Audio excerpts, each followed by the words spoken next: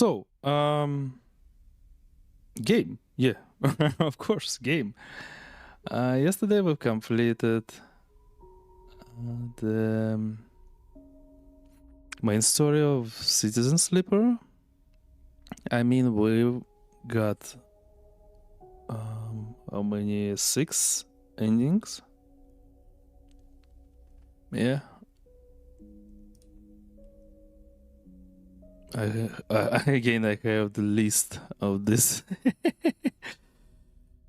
So, yeah, we've completed. First ending was Gardner ending. Second was Rico's ending. Then it was ending between Lem and Mina versus Castor, or just our own pass. And third, I mean, fifth and sixth endings are Bliss and Anhita versus Moritz. So that's great. We put a lot of effort in that. It was very safe tactics, but even like that, now we are ready to the DLC and game content.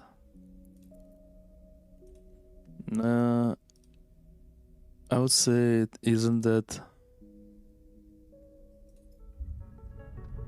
easy.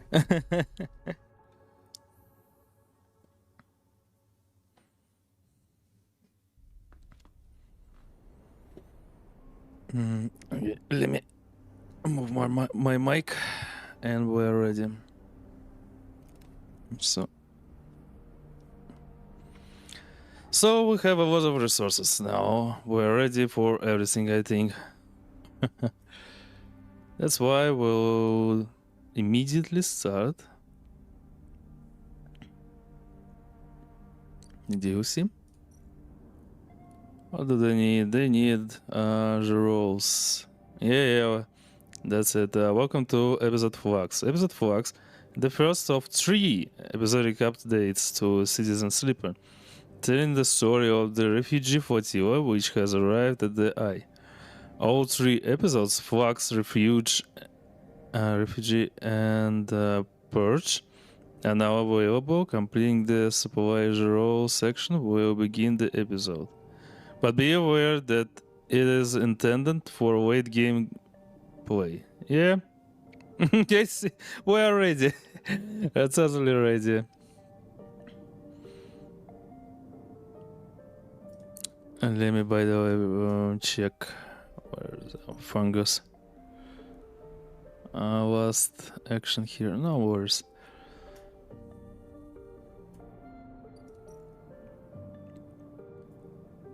Okay, we're putting Rose. Ash asked you to bring supplies and fragrant eyebrows, roll caps seem like the perfect thing to impress her. Yep. Naive.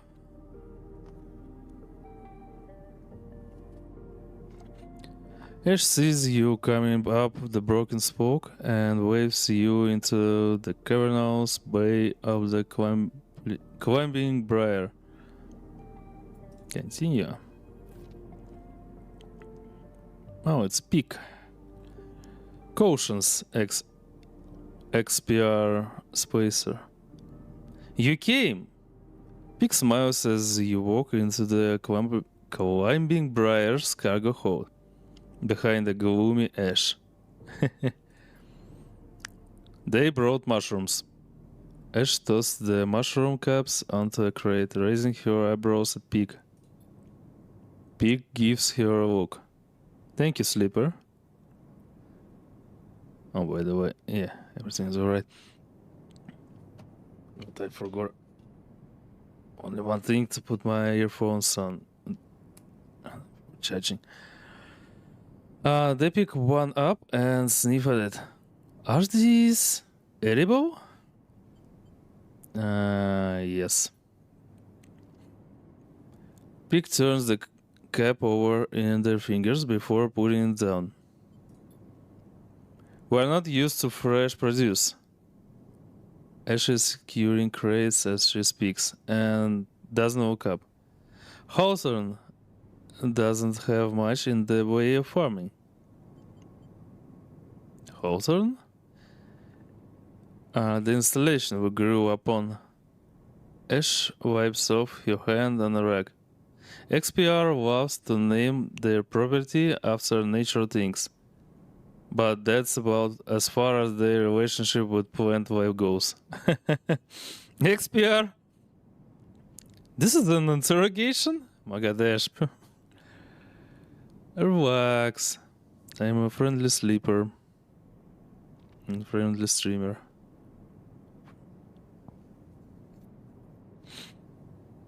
She glares. Either way, we are done with that place. Which is all you need to know. Ash leans back against the crate she was securing. We are going to need more than a few mushrooms if we want to help those refugees, though. Why are they trapped? They're refugees? Probably. She explained it 2 streams ago. Maybe. What do they need? More important question here.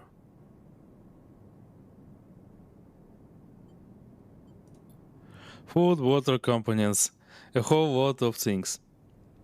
Ash stands and walks over to the mushroom you brought, placing them into a small container with care. The problem isn't just getting supplies, it's getting them through to the ships. Can't you speak to Heaven Age is a bad idea? We saw that Heaven Age is a really dirty corporation. Probably not. Can't you just fly around? And get the brighter side says for breaching quarantine? No thanks, she was. We were lucky we got here before the cordon was set up. That's the only reason we're on this side. Why is there a quarantine? Are you both refugees? I know the regular reason why people are setting up quarantines for refugees. It's regular stuff to prevent those things like we saw in 2020.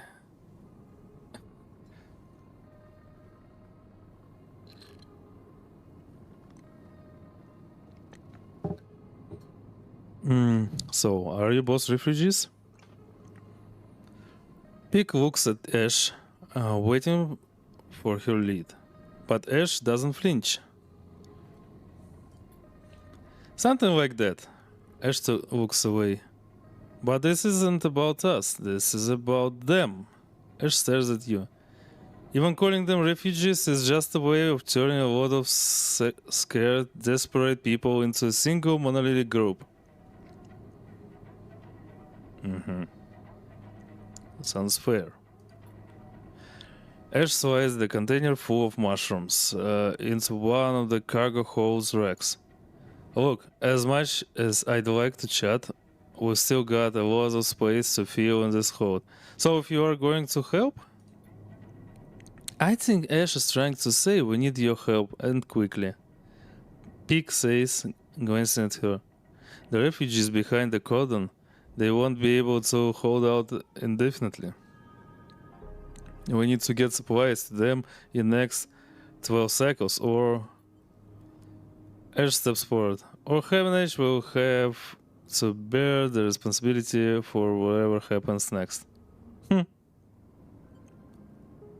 What can I do? There's 3 things we still need to secure: water, food, and scrap components for ship repairs. Okay, we have a lot of food stuff. Also, we have scrap components. What about water? I don't know.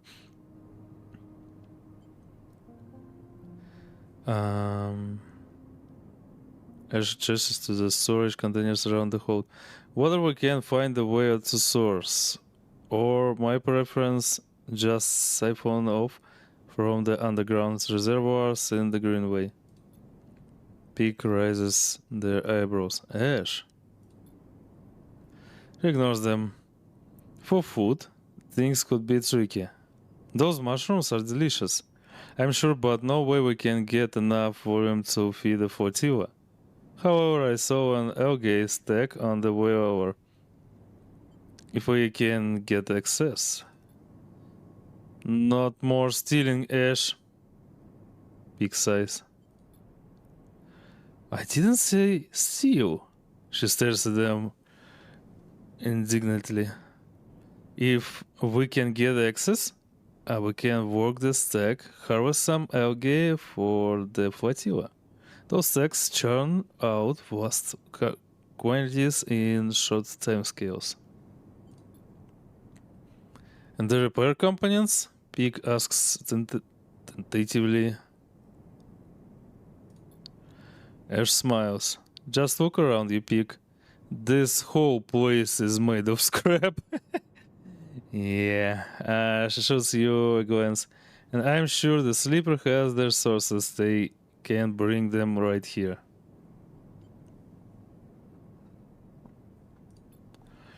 We get everything before time runs out. Perfect. We get most of it, also good. Either way, in 12 cycles I'm going to take what we have and go. This sounds problematic. Yep. How will you get through? Well, for Ash, I think it's a really stupid question. And this one, it's my feedback for her sentence. Ash was, you don't know the half of it. Ash, Peake cuts in. They're right. What is the plan here? Ash shoulders a container. I thought I'd leave that up to you, Peake. They flinch. Are you serious? Ash, I know we said we would help the Flotilla, but at what point? They stop, take a breath. Take this seriously, Ash. I don't know the first thing about breaching a quarantine cordon. Maybe not. Ash looks at you. But they might. They slipped out from an SNR facility, didn't they? Plus, they've been here longer than us. You are always trying to get me to find help. Well, here it is. She gestures at you. Help! Hello, monkey! Welcome. How are you doing? I'm glad to see you here.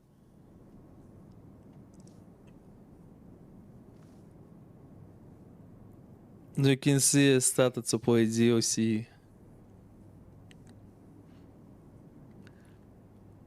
You played Little Company? It was fun. Oh, I believe you. I literally, and if you played with someone, it's double fun.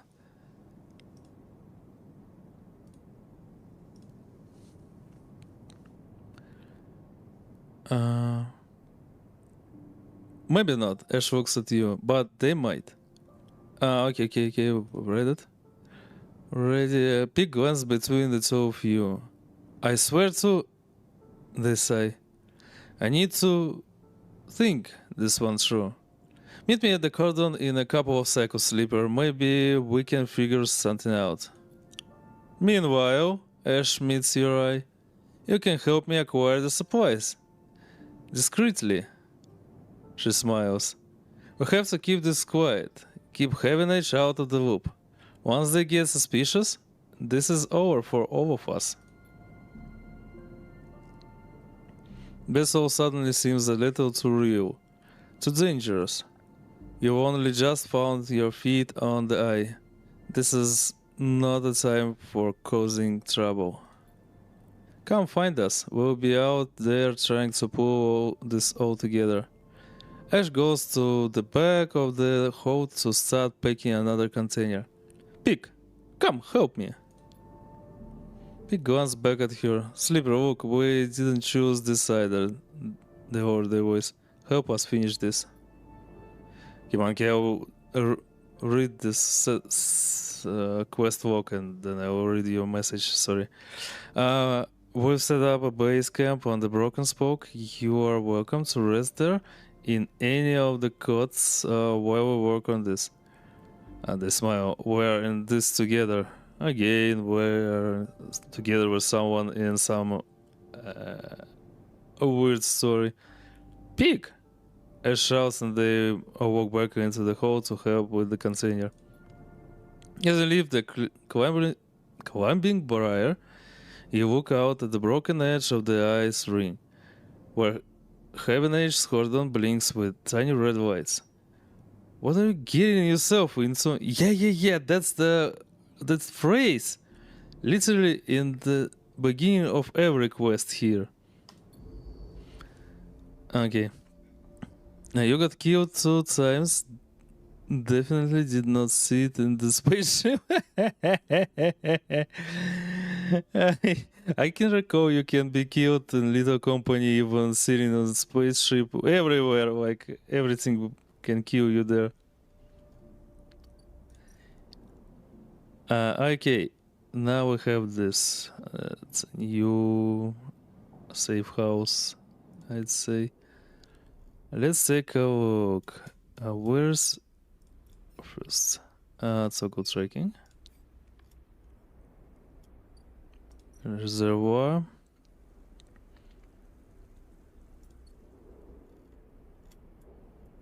Where's Peake?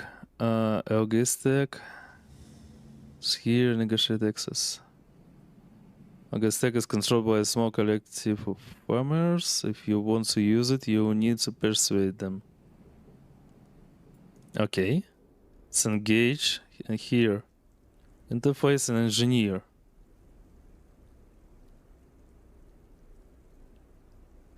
You can close the doors. Yeah. Well, yeah. But if you are closing the doors, they're draining the power, no? Didn't they? I mean, okay. Well, I'm still sleepy. Water for Flotilla and also having a alert. Oh, so we need to siphon the water and also we need to lower the alert here. Interesting. Yeah, it does. I mean, it still did not stop you from taking off when Odin died. You played with your friends using Discord? I can recall Lethal Company as the game where you shouldn't use the Discord.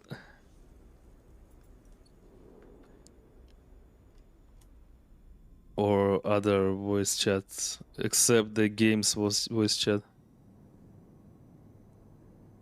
Yeah, okay, we need to give them scrap. Yep.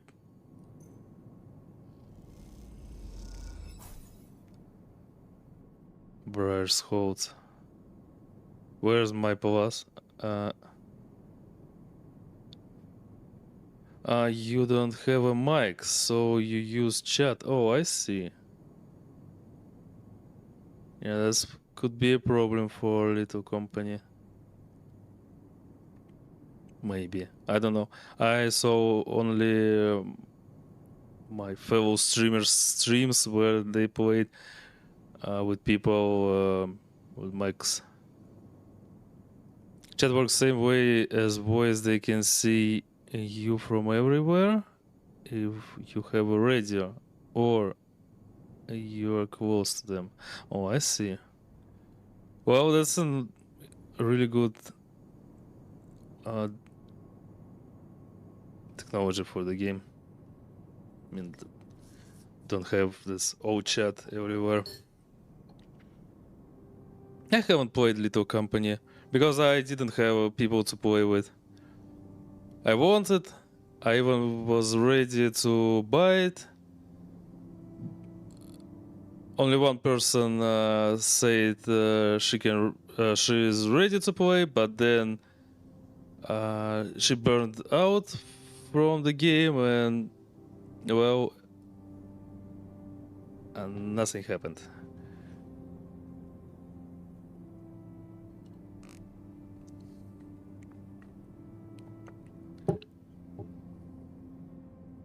I see how you are not even close to me. What do you mean? You mean this chat message in game?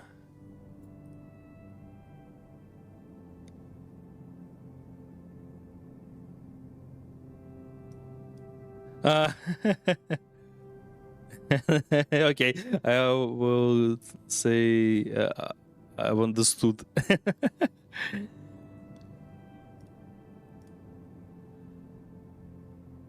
Oh.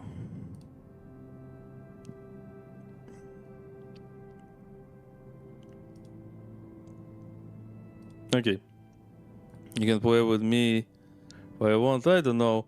I already don't want to play it. When I wanted, there was no one to play with. Now I have this my own plan what games to play. Well, on streams at least, and out of streams, mostly I'm working or some IRL stuff. You continue. Are you know I am omnipotent?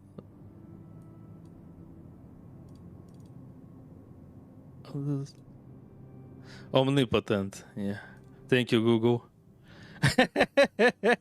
So great to have a Google plugin, Google Translator plugin.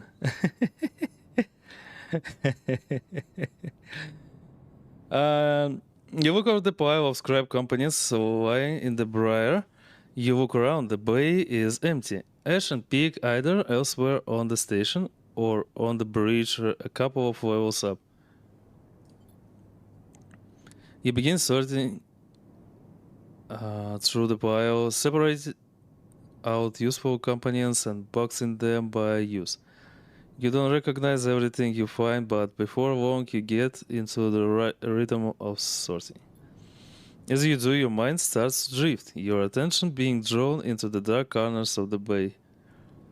The briar is in surprisingly good condition, considering that Hawthorne and XPR must have been operating it for decades by now.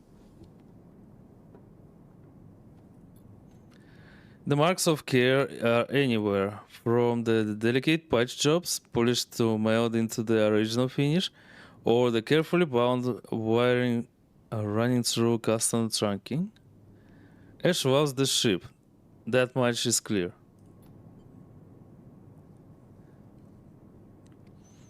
Cyberos all knowing and all seeing, he can see across his country. Yeah. Can you recall also jokes? No, that wasn't a joke that time, but now I can use it as a joke. In Counter Strike or some MMORPG games, if you kill somebody, they can yell at you like, "I'll get to know your IP address and I'll find you." So yeah, I can see everyone in the network as if I'm spearing of cyberspace. The company players when they see peaceful corporation players. Is there peaceful players in Little Company? Something catches your eye in one of the dark corners.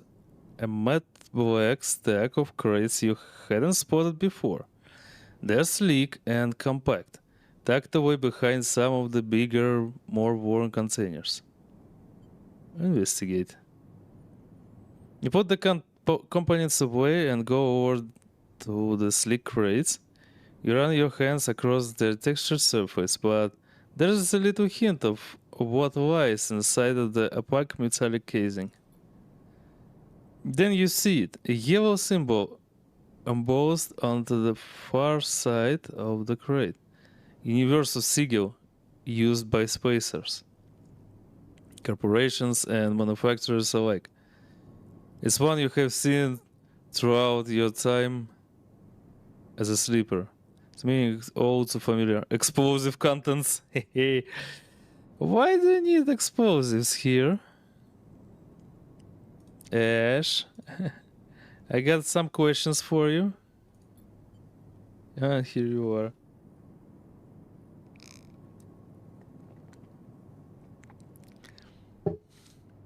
You hear a hiss and Ash comes up through the base log. She barely registers your presence, nodding at you as she passes. Sleeper! She busies herself with some task at the back of the bay. Ask about the crates. Ash doesn't turn around from whatever she is busy with. Just more supplies, Sleeper, like everything else here. Oh, explosive supplies. Cyber doesn't need to know our IP address. It was here before we were born. Yeah, you're goddamn right.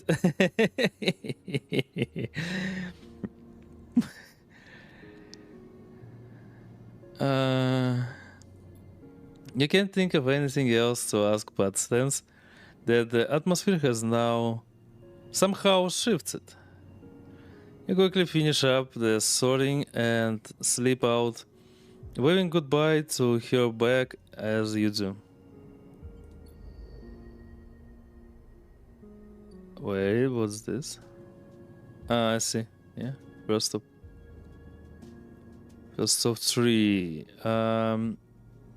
But it's the Briar's Hold. Flotilla needs food, water, and companions. You might not be able to get all of them. The Ash will take what you can get.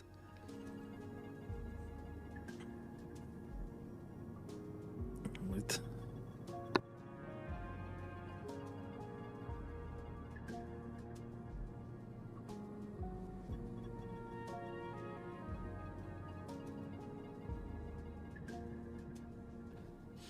If you look closely at two old piece of arts, you can see Cyber behind them proving he was born before our moms and dads.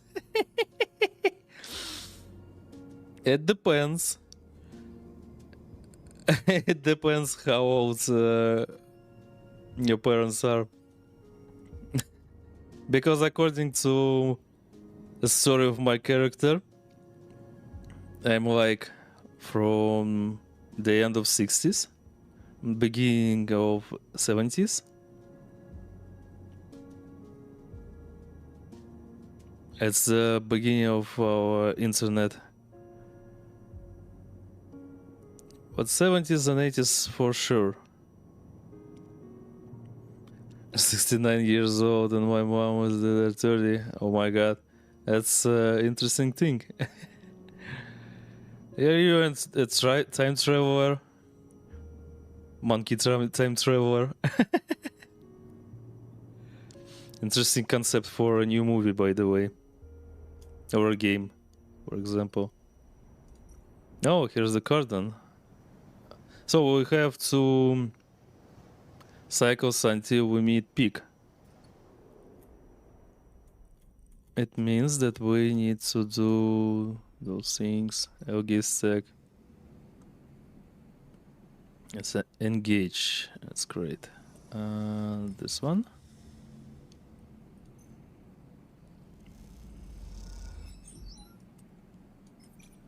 This one. And this one. Fuck, I knew it. I knew it. You time traveled and killed your younger self and took his place. What about time loop? If you kill yourself in the past, you'll die in the future.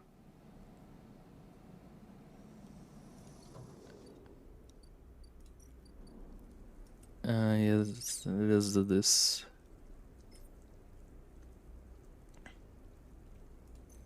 Get some water.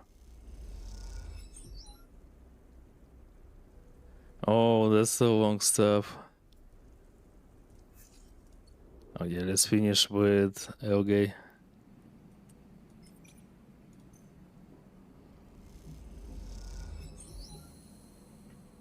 Hey, holy war gets erased from existence. Can recall the old science fiction books from Robert Heinlein, books from 80s about time traveling. Those were great. How about the stuff we just discussed? Oh yeah, let's end cycle.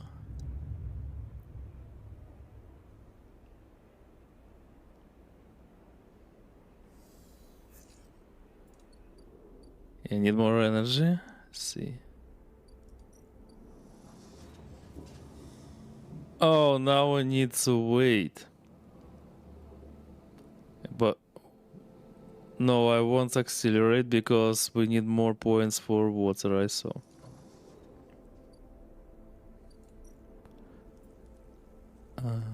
Yep.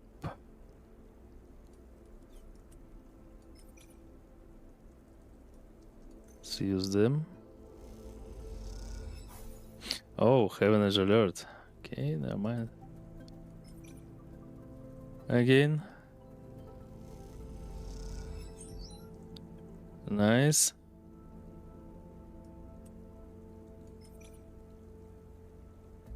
Again. Now this.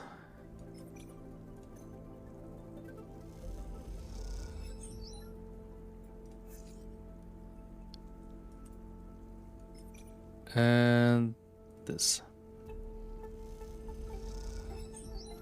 Now we need to restore our energy. Let's cross the rim. Have a lot of... By the way, it's renamed. Matsutake. Or Jerome. No, we have Matsutake. Let's do this. Let's take a look how many points will restore. Oh, nice. That's great. +3. Nice. Like that meme, if you can go. Nice. Yeah, we have lots of time for that. Also Peake. Peake will, I'm sure that Peake will give us another quest, so we will need to do this quest, the current one, and something more interesting. You know, and game content. To not feel bored. Okay, let's end the cycle.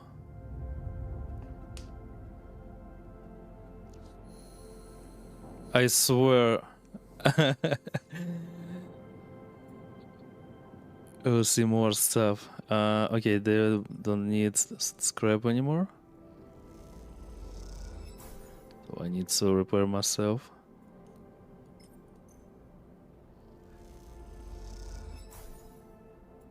Now leave. Here's... Oh, wait. The eye. A station at the edge. As you leave, you find a note pinned on the outside of the door. It reads, Sleeper, there's something you need to see. Meet me at the cordon as soon as you can. Just keep heading around the ring until you hit the flotilla. I'll be waiting. Peake. You pocket the note and glance around the corridor. Looks like you are doing this. Time to make a plan. Oh, Peake. Let's go. Sleeper. Peake catches your attention from the shadowy corner they were leaning against. Any trouble getting up here? No. Good to hear. Come take a look at this. They beckon you over to a nearby window which looks across the ruined ring to the blinking red lights of the Heaven Edge cordon. The cordon's temporary structures, a net of metal struts, are meant to detect and dissuade any ships from entering or leaving the flotilla, jut out into the black, and all around the tug's fleet, securing them in place and tending to the red blinking drones that mark the quarantine. It's an impressive and worrying sight. What do you think? Peake interrupts your thoughts. How would you get through? Use one of the tags, create a distraction, just go for it, hard and fast. Not sure. Create a distraction. Maybe. So one of the tags.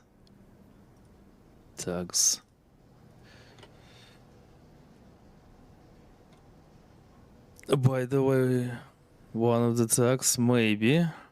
Or, well, create a distraction, I suppose. We're trying to do some illegal stuff here. I mean, in game.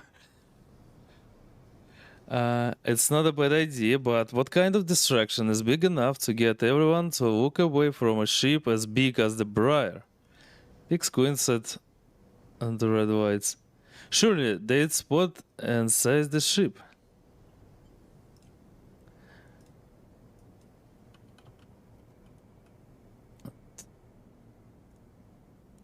Seize, yeah, seize the ship. I'm trying to read this word in German. For some reason, I don't know.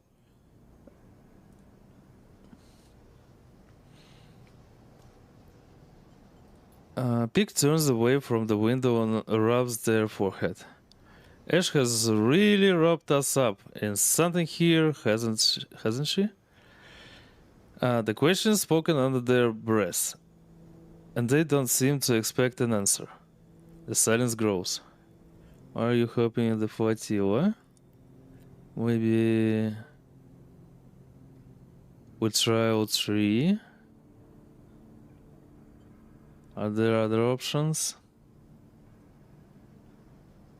Okay, let's ask about flotilla. Peake looks up. You don't think it's worth a cause? They pause. I don't think anything, Peake. I'm asking you. Overthinker. We ran into them when we escaped Hawthorne. Eshe insisted we investigate their distress signal. I'm not saying she wouldn't have. Peake stares out the window at the distant blinking lights of the arrived ships. It's just... Peake brushes back their hair. Forget it. Let's focus on the plan. They flash you an easy smile. It doesn't matter why, we are the ones who are going to help them. The way I see it, there are three parts to making it through that cordon. They gesture out the window. They gesture out the window at the strange structure. Deception, distraction, and speed. We will need all of them for a clean passage through. And this word I'm reading like a French word. Deception means tricking the cordon security into thinking that we are meant to be there. Making a tag escort would work. Anything that makes a briar look official. Distraction, meanwhile, will be all about diverting attention so that no one looks too hard at what the briar is doing. If we can create a gap in the cordon scanning and deterrent systems, that should keep them busy. You can see we're into the shit that I mentioned before. Peake try to give us a new 3-part quest. Thank you, Peake. Finally, speed will mean making sure the Briar is ready to roll. Perhaps we can do a little work on the ship to get her ready. Ash surely wouldn't mind. Leaning back from the window. How does it sound? Risky, good, excellent. Well, not excellent. Not... It's risky for sure. Well, they smile. Yes, there's always going to be a risk. That's how this works. You've got to be on board with that. Peake looks down their slate. 10 cycles left. They glance out the window at their cordon nervously. 10 cycles to gather the supplies and to prep this plan. It's tight. Very tight. Peake looks at you. If this goes wrong, Peake says, just get out, okay? They squeeze your shoulder. I'll follow Ash anywhere, but you don't need to get dragged down with us. Don't come to that. Peake brightens up a little, of course, but just keep it in mind. Let's get to it. Peake stretches. I'll tell Ash about the improvements to the Briar and the rest. Let's explore the cordon as best we can and look for openings. I have no idea what guardian angel sent you to us, Sleeper. Peake smiles, but I'm very glad they did. And what's here?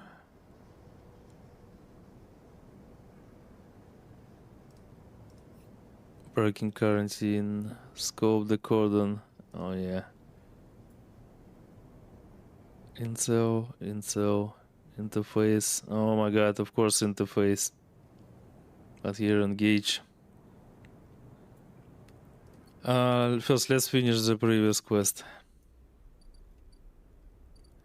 This thing is almost ready. We have 3 here.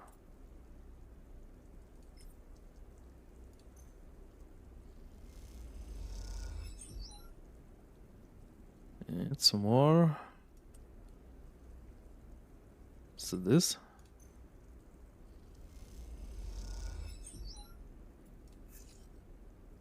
Oh, nice.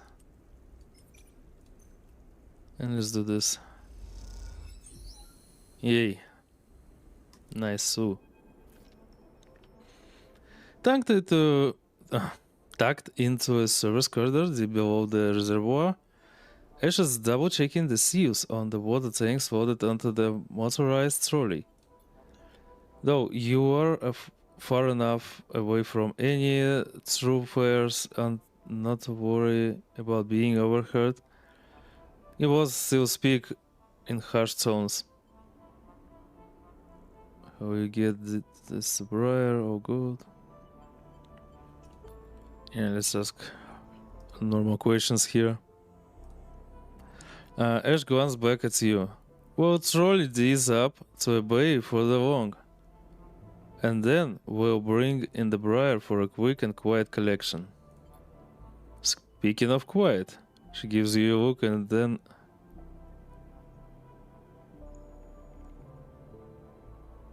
What happened?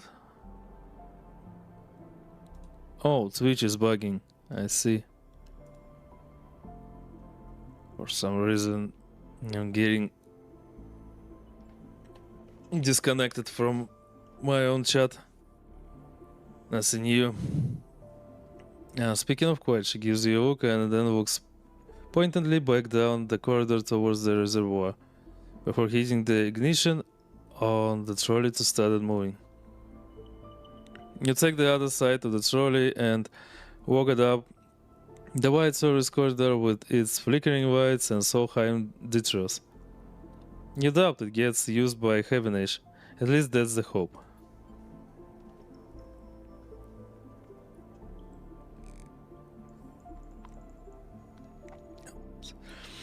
Sorry, had to hydrate. You glance across at Ash. Your face a mask of determination as she guides the trolley along. Maybe some conversation will make this journey go a little easier. How did you meet Peake? What comes next? I think if I ask this question, she'll say something like, "Don't try to get into my soul," or "Just fuck off." But okay. Ash pauses, a little surprised by your question. She goes back down the tunnel, but in this deserted passage, she can hardly keep up the pretense of silence. We grew up together, she answers quickly, and stares back to the trolley, but she can tell you're expecting her to add more. She seems to gather herself for an answer, not wanting to ignore you, but trying instead to get your answer straight in her head. Our outpost, Hawthorne, is not an easy place to grow up. The administrators keep a tight hold of everything. She rolls her eyes. Even though they're trapped in the same decaying installation as everyone else. Peake, she pauses. Peake found it harder than most. She pauses again, judging her words. I stepped in to help them out. Silence descends again, but you can feel the wheels turning in Ash's mind as the creaking wheels of the trolley take her along the corridor. Peake isn't the most practical of people.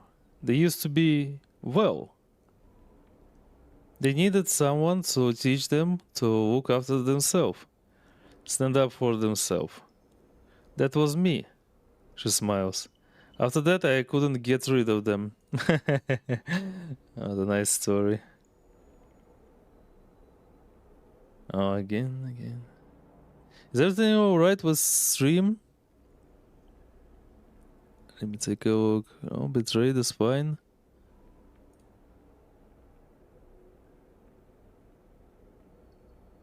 No drop frames. I don't know. Ash stops talking, but you see her eyes have lit up, and you imagine she is recording some moment of or other from her and Peake's past. He was reach a wide bulkhead doorway and have to stop to shimmy the trolley over the edge. When you are done, Ash turns to you. I'm good from here. Head back. And with that, she's gone, moving into the dark tunnel ahead. You watch her go and then turn around and walk the distance back to the staircase you entered from. The tunnel humming around you as you do. As you walk, you try to piece together Ash's past. But all you have are glimpses of a person she once was. She seems to prefer it that way. Okay, nice. This thing will finish tomorrow. I mean, tomorrow. Next cycle. Now we can... minus energy or minus energy. Oh, that's bad. Probably we have to wait till the next cycle. Yeah, work assignment. And another one. Can't do anything with those dices. So 10 cycles left.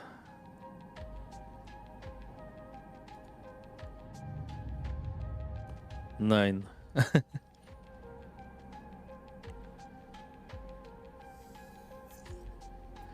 Okay, nice. That's much better. Okay, let's see this. And oh, don't say that we need to harvest this now.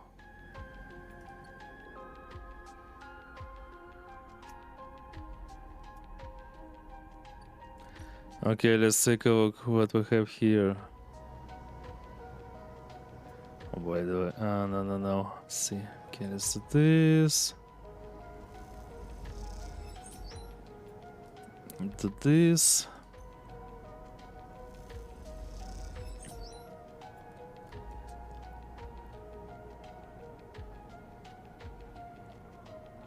So this. Yeah, I knew it.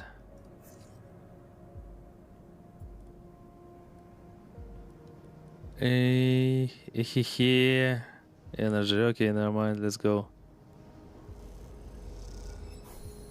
Nice. We did it. Now what? Crew canteen. 6 here. Deflect suspicion also. Oh my god. Here. Sabotage sensors. 1, 2, 3. Shit. Hangar. A lot of things to do. A lot of things to do. Also that. Okay, let's try to do this first. What we have here? Engineer. Here. Engage. And also into it. Nice.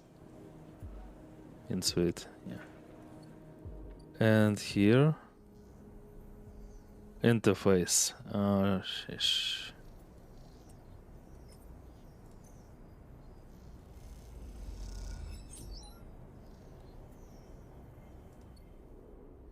Need more points, and we have 0.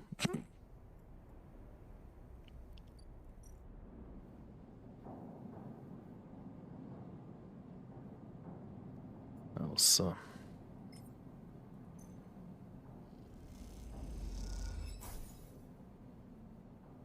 Okay, let's end the cycle.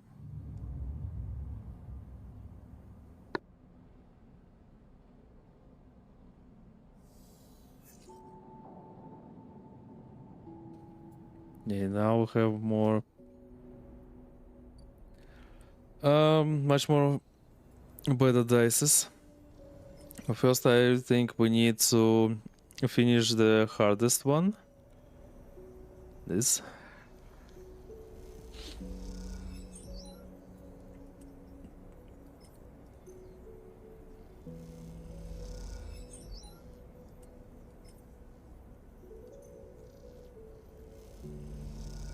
Whoa, the hardest one with my build.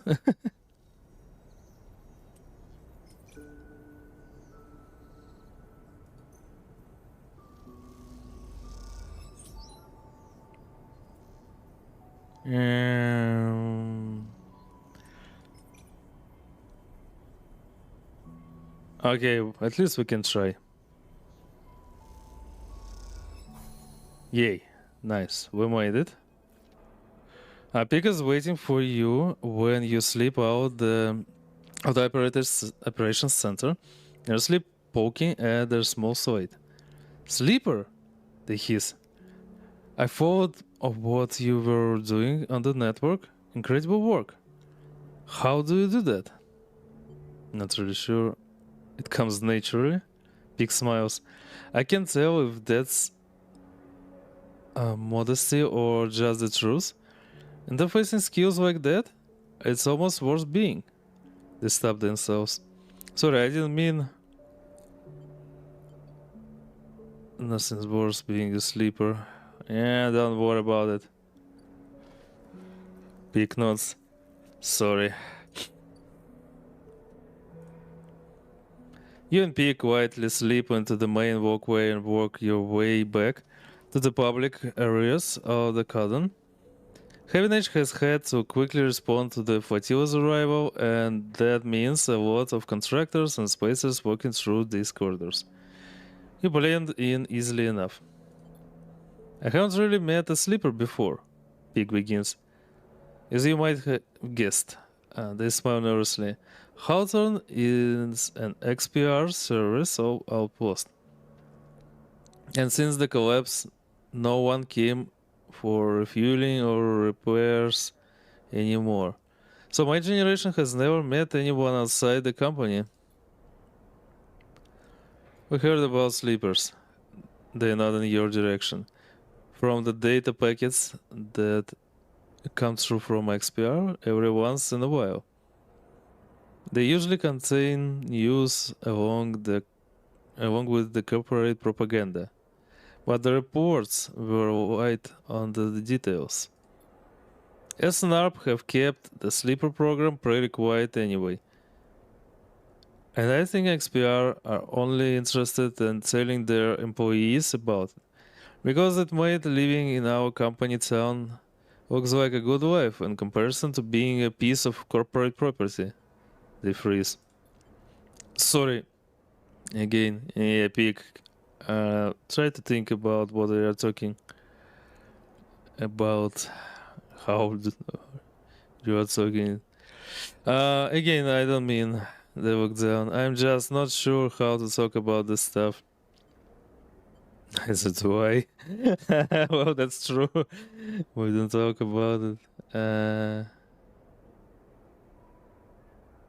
That's why. Big smiles. God, I'm not alone. I'll shut up about it now. You walk on a little further. The walkway becoming busier. You both relax and a little more and go with the flow of people. I just want to say, I think I understand. They begin again. Clearly, this has been on their mind. I understand the need to escape, to get free of it all. They laugh at themselves. The structures, the systems, the company horizons in a company town, they stare ahead. The small places, small corridors, small people, they walk away. Slow death it brings. Yep, that's it. They turn to you. I get why you signed up to be a sleeper, and why you escaped from that too.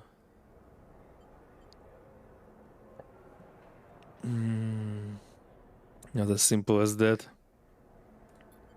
Big looks a little crestfallen. I know. I'm just saying. They falter and give up.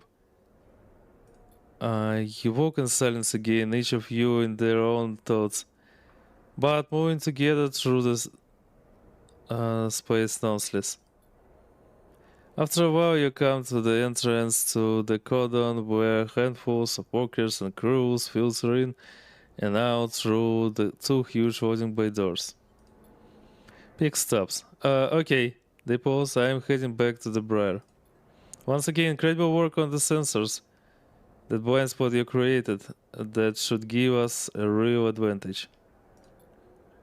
See you soon. Pick, are you offended at me now? They head off, disappearing into the crowd almost immediately, outrunning their own nervousness. Yeah, we made it. What's about that? Now I need to harvest it. And now, first, I think the best thing is to complete Peake's quest.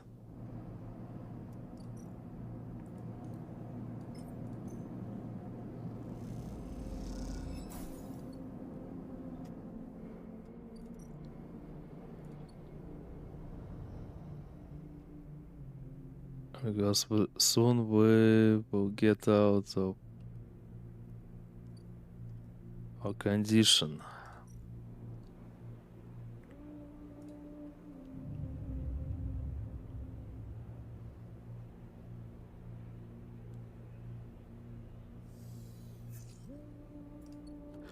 Yeah, nice.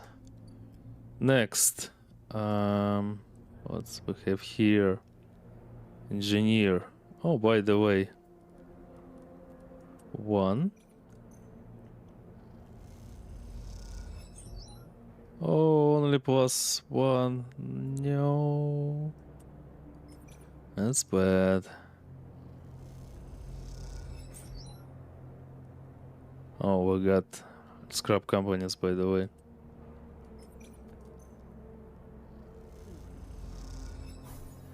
I knew it.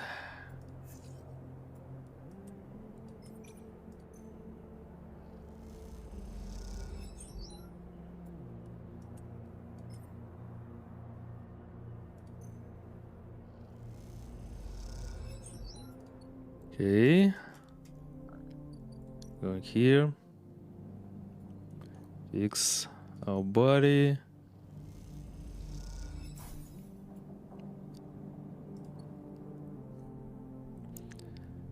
Almost the half already passed. That's bad.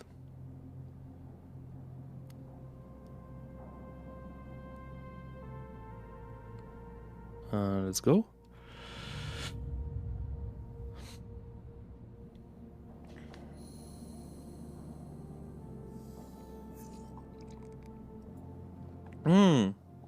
Nice dices.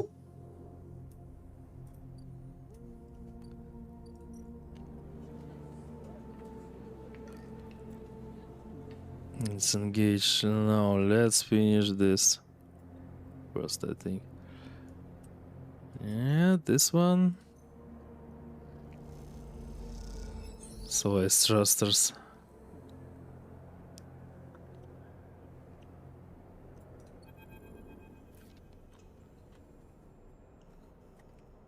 Oh.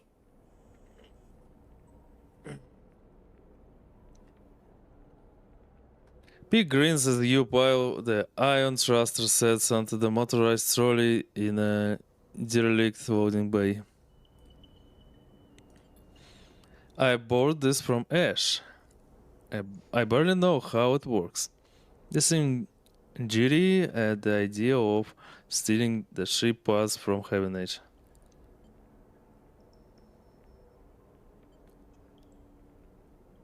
It's just a trolley. Did you work for XPR? I did, but not as a repair tech. They help you heave the thruster into position.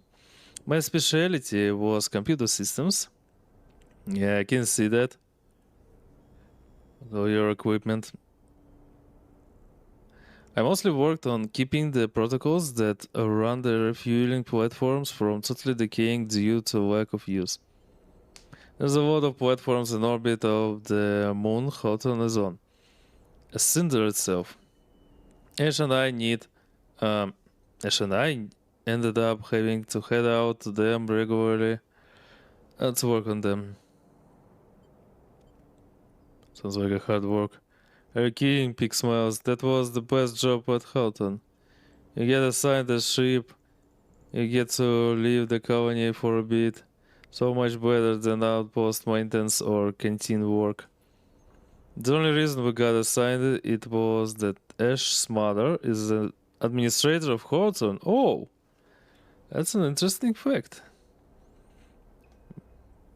And Ash managed to get my name on the list too. Big looks for the trolley's ignition. Ash is always saving me.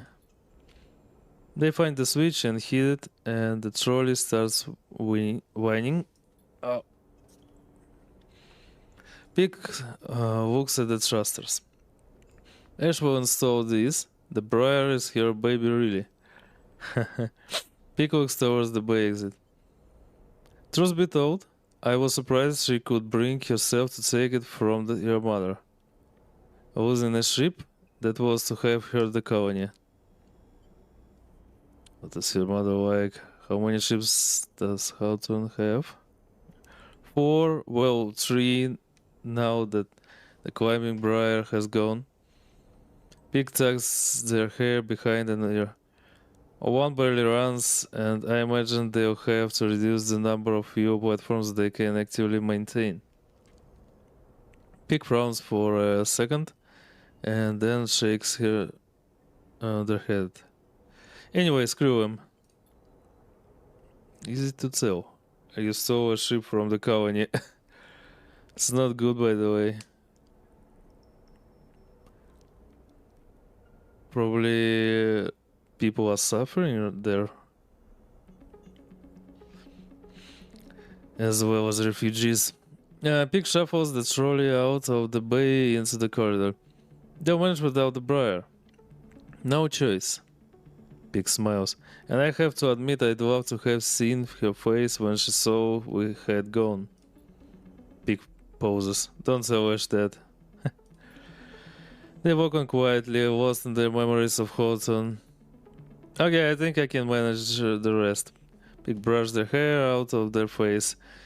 You've done more than enough this cycle. Peake looks over the thrusters. Once these are fitted, we will handle better than ever. You might even get a thank you from Ash. Because I don't need it. They head off into the corridor. The trolley whining its high-pitched whine. See you soon. Yep. Okay. We have the last thing to do here. Have an edge suspicion minus. Okay. Into it. Let's go. 6.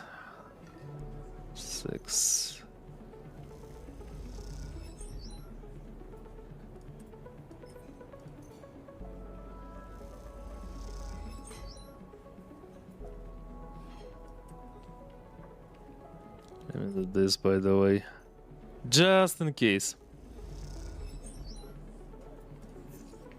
Yep.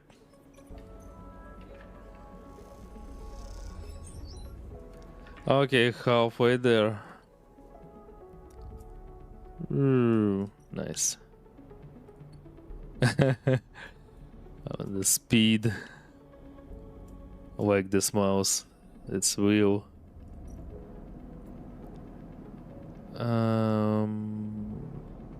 Stucky. Yep.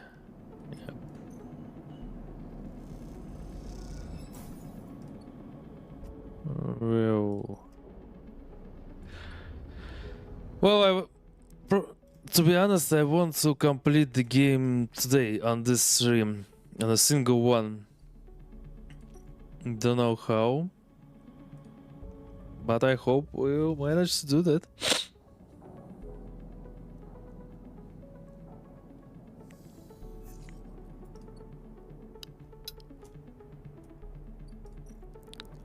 Yeah, probably we'll complete it. Just oh no. This was close. 1, 2, and 3. Convince the crew.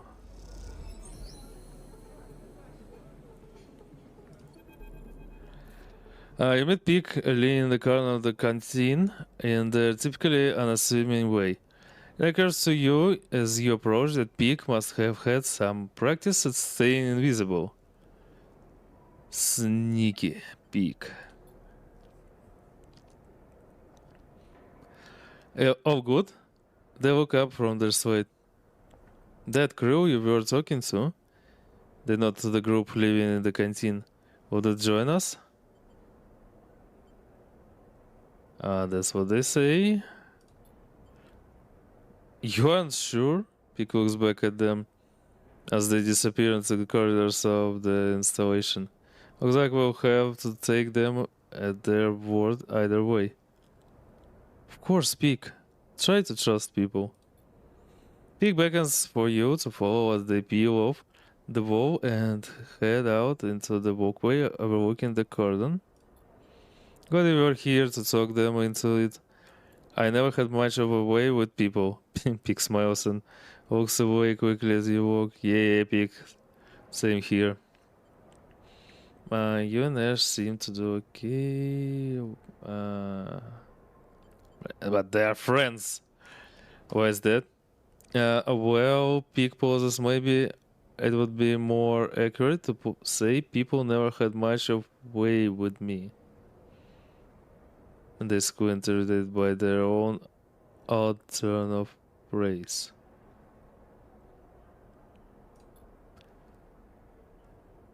Well, I can feel your pain a bit.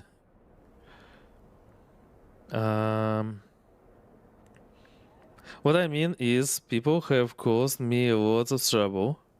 I've had people hate me without knowing a thing about me. They tuck their hair behind an ear. I'm sure you know the feeling. Yeah. Yeah. He glanced at you. Sorry to hear that. It marks you. Am I right? I tried not to think about it. Yep. Pignuts, don't let me make that any harder. Pig leads you around the corner, heading back to the main cordon access way. I appreciate you coming in and helping us out of this sliver. I'm talking to the crew, and, well, maybe after this insane plan is done, we can talk properly. They keep looking ahead, and you realize they are nervous. I'd like that. Pig smiles, looking down at their feet. That's settled then. And they say to the four. I will report the news to Ash. We have ourselves a tug escort.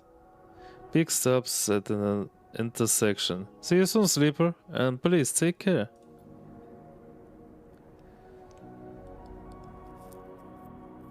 An hour. Okay.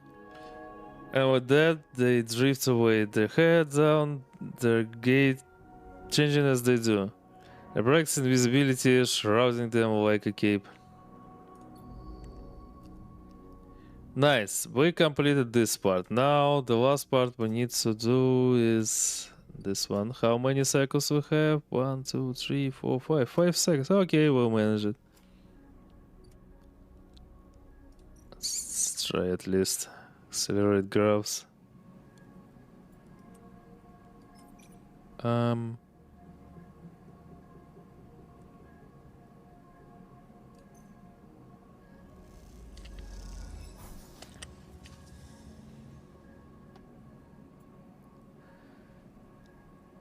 I don't know.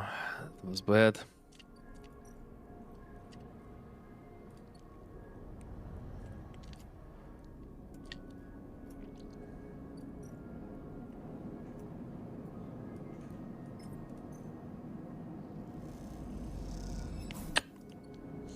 Oh, why I want to drink so much?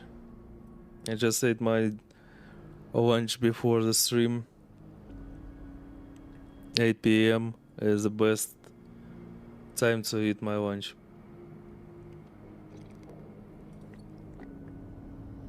Nothing changed.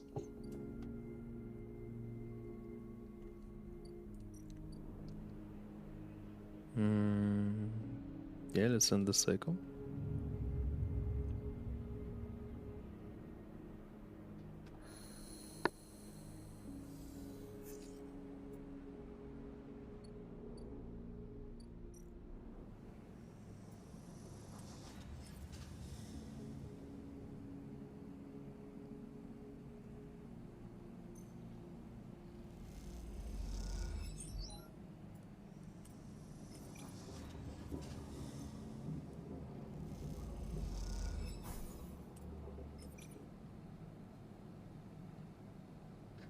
I'm not sure that I want to risk again.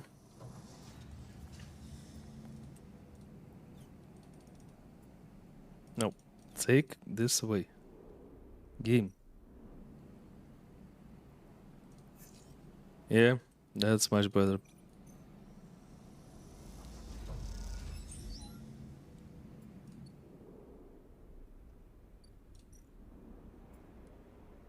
Nope. Here.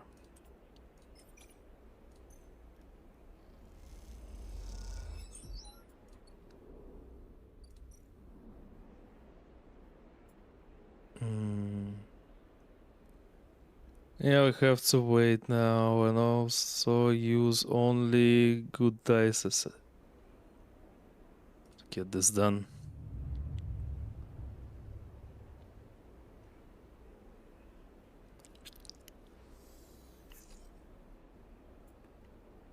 No, we have some, by the way. Oh, wait.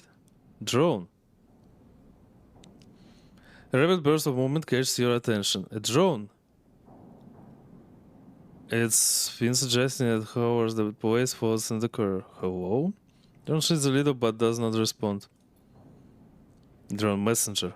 Drone buzzes closer, and a voice gurgles out of its speakers, distorted and strange. Sleeper, come to the cordon, we need to speak. Who's this? Drone clicks and whirs, and the recording starts playing again. Sleeper, come to the cordon, we need to speak. Inspect the drone. You move closer, and the drone bobs away to a safe distance, but as it does, you see the HA. Heaven H, yeah, it's Heaven H. Blazing inside. Could this be Fang's drone? Satisfied it has delivered its message, the drone rotates and accelerates away as rapidly as it has arrived. You stare at it as it disappears from sight, hoping for some insight that escapes you. I don't think it's Fang. Heaven H is still alive even without that evil guy. To the cordon then. Nope. Who said? But wait. We can finish it. Anyways. 3 more. Heaven H. As I enter the passage that leads. No. Sorry. As you enter the passage that leads through the cordon, a flash of movement catches your eye. The drone. Stops to make sure you've seen it, and then flees into a side passage leading into a set of narrow stairs. You climb up through a dark shaft, the drone stopping at each landing to check you are following. Despite its lack of expression, there's something overbearing about the way the drone waits, impatiently realigning its fins in sequence. After a long climb, you come out into an observation platform. The cordon and the vast ramshackle refugee ships beyond fill your vision. The scale seems impossible, and immediately you feel small and naive for even thinking you could affect the situation. Something shifts nearby. The drone again? Helen! Yeah, that's not thing. For sure. Frustrated Heaven Age Counselor. Oh, Counselor. Interesting. Oh.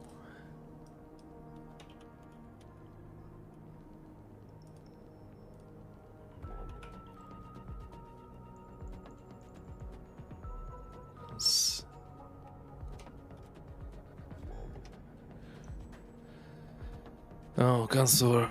Yeah, I see. I forgot this word a bit. A woman is standing at the window at the edge of your vision. Unsurprised you didn't notice her. She too seems impossibly small in the shadow of the flotilla. The drone buzzes by her shoulder and she turns. Sleeper. I'm sorry for all the cloak and dagger nonsense. She nods at the drone, but I have never regretted being cautious. She smiles a tight smile and holds out a hand. I'm Helene. I shake her hand. A tight smile holds, but the drone keeps its single eye fixed on you. The effect is a little unnerving. Look, She glanced around the empty observation deck as if checking for potential eavesdroppers. Let's be straight with each other. I know about your plans and...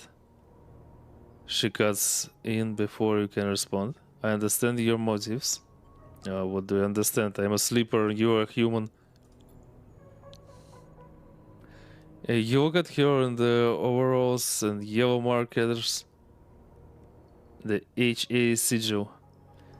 You've been on the eye long enough to recognize a Heaven Age member when you see them. You're a Heaven Age. Yes, I mean, I expect that. It's obvious. The tight smile again. I hope you won't hold that against me. She glances around nervously again and moves a little closer. This entire situation, I'm not here to defend it. She glances back at the Flotilla. No one is happy about this. Then release. No, it's not that easy, I think, especially not the refugees. Probably we need to stay silent because I don't like both of the answers.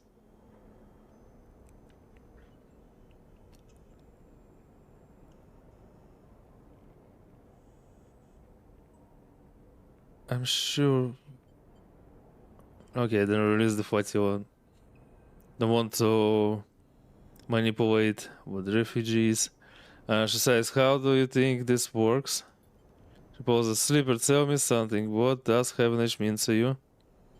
Hardenhurst, a work in progress, fresh start. Hardenhurst. She squints at you. That was unfortunate, but you should know it was one of our who exposed Harden. And that has been dealt with. Heaven Age is used to being criticized. In some ways, we invite it.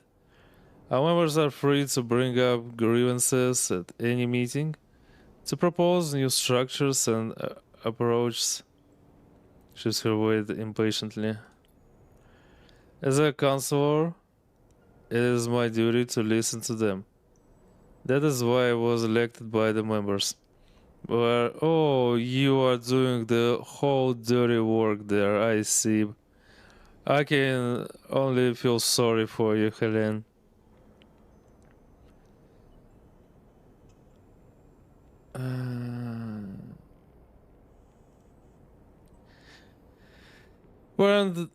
We are an imperfect system, yes, and each counselor, each member, each representative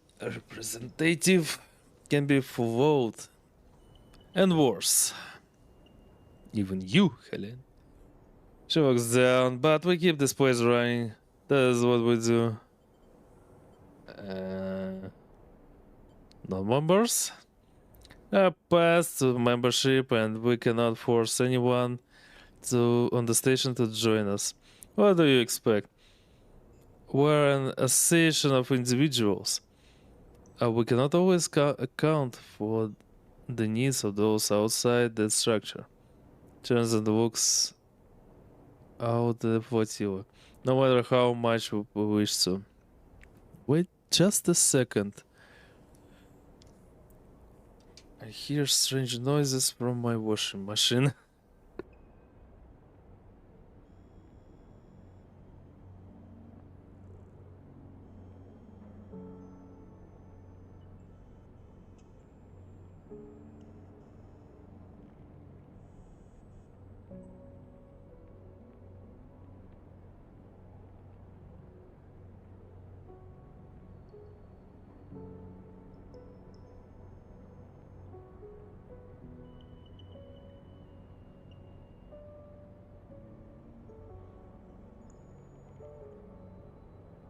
Really sorry. Someday I'll fix it.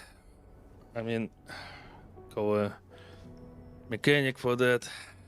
Or I'll buy a new one. I don't know. Don't have spare money for that right now. There are parts of membership and we cannot force everyone on the station to join us. What do you expect? We are an station of individuals. We cannot always account needs outside the structures. No matter how much. Yeah, okay. Can the eye take in thousands of refugees safely? I don't know. This place is a ruin, Sleeper. What do you think the council discusses? The price of zero? Don't try to read my thoughts. Just speak of yourself, Helen. I really don't like her manner of speech.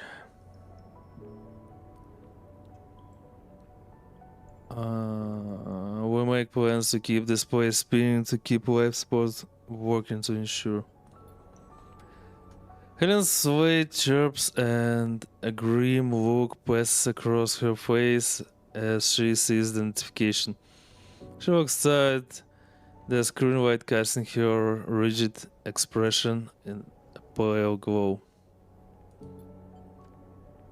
Sleeper, I didn't bring you here to explain how Heavenage works. I came to talk about your plans across the cordon, bridge the quarantine and supply the flotilla.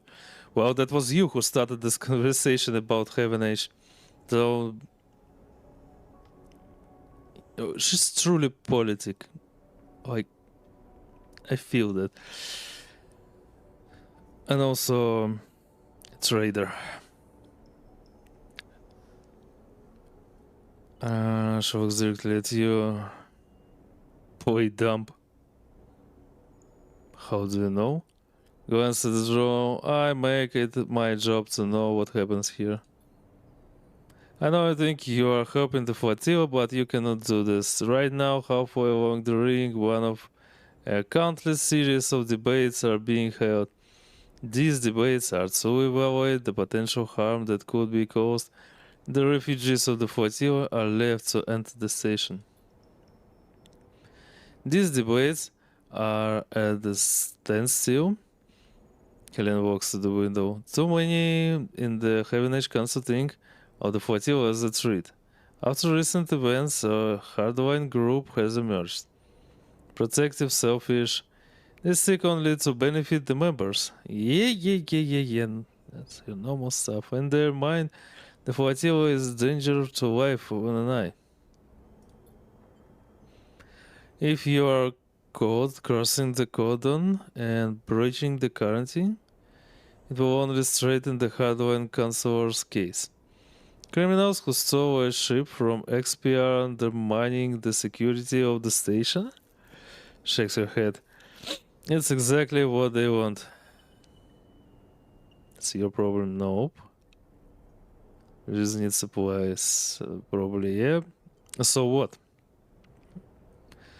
She looks at you coldly. So what's Sleeper? I'm starting to worry if you know anything about what you are doing here. No. Stop manipulating. Just say what you want. She sighs deeply. And those XPR spacers you're running with, Sleeper, do you know anything about them? More than I know about you. He looks at you brilliantly. Let's change that, Sleeper. Why do you think the refugee flotilla came here now? Something is happening in the system, something is pushing people out of colonies and outposts that have survived since Solheim collapse. We need to be ready for whatever is coming. Ready to protect the eye.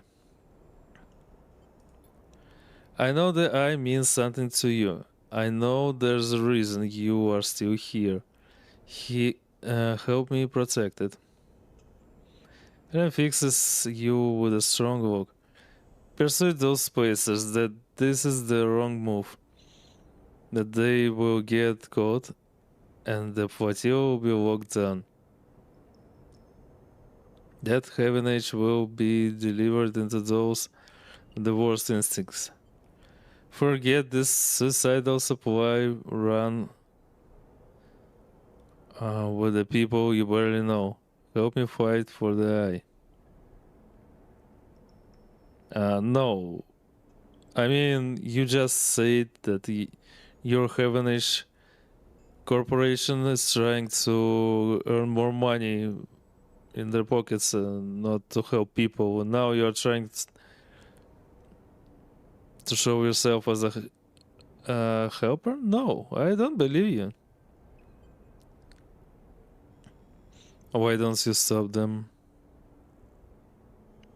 I won't betray them. Why don't you stop them?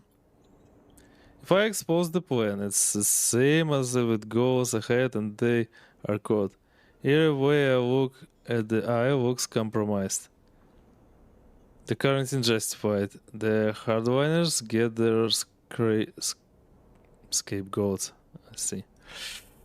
Don't offer up the excuse. The hardliners need to work the Flotilla out altogether to persuade the members they are the safest pair of hands. Crooks to you imploringly. Please. Go back at your head. My god, what am I reading?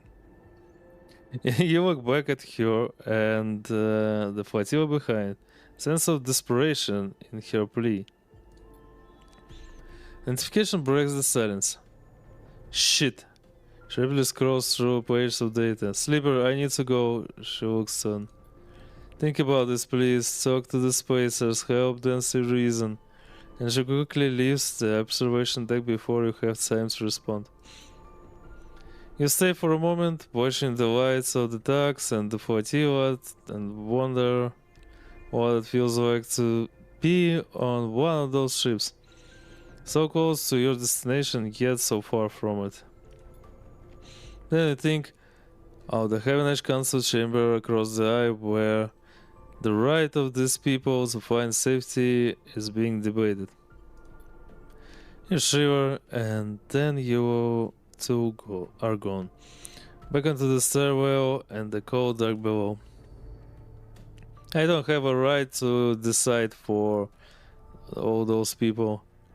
So we have to talk to Peake and Eshe. Probably the Peake mostly, because Eshe is like she has a really hot head,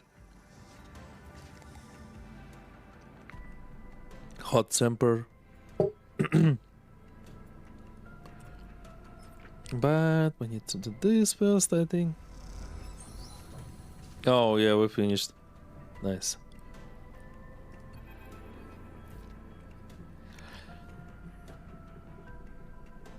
Made some egg bread. Oh, bon appetit, monkey. Nice. Egg bread. Sounds like my breakfast. Mostly. So yeah, enjoy your food. You're leaning against the metal crates you just loaded up with algae packed and right into bright green pucks. Eshe hops onto the one beside you, raising her aching back. Is this enough? I hope the refugees like algae.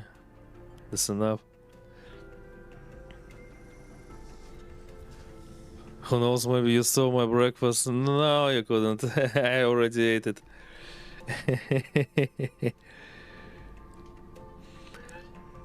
Eshe squints at you as if you just interrupted her train of thought. It's a look you have become familiar with. Doesn't matter either way, this is what we've got. Besides rubbing the back of her neck. In these past cycles working the algae stack with Eshe, you had little insight into her mind. She rarely seems happy to start a conversation, but is always eager to end one. That's the skill. Council of Monkeys has decided there's Spanish little injection. Yeah, you know, I can't understand her. She's like, you know, a teenager. Literally. Like I can feel her inner riot in her mind, and also she wants to be like I'm deciding everything here. I'm the coolest here, and you all are wrong. And communist in Asian space. No, I hear that. But no, she's not communist. She's from another community. She's from another corporation, not from this station, but from the other one. But still, I can't understand her motives. And she's trying to look strong, you know? But I feel only her weakness. You told everyone my spaceship was a communist. No, only one commune. And it's like 20% of the whole station. So others are corporates and capitalists. But I can't say it's democracy here. More like republic.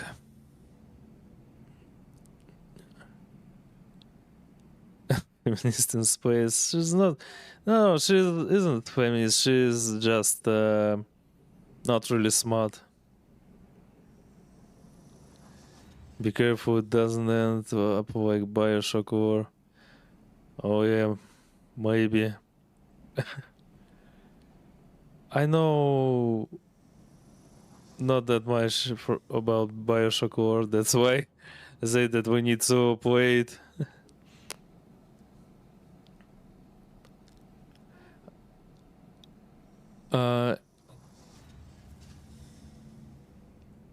Okay, another one. Despite this, you feel like something has grown between you, something like silent trust.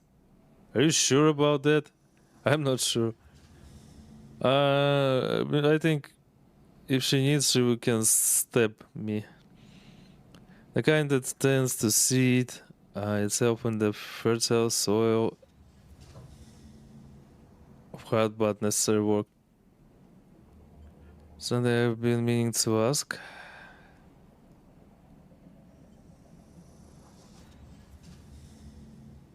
Okay, let's be polite with her. Go on.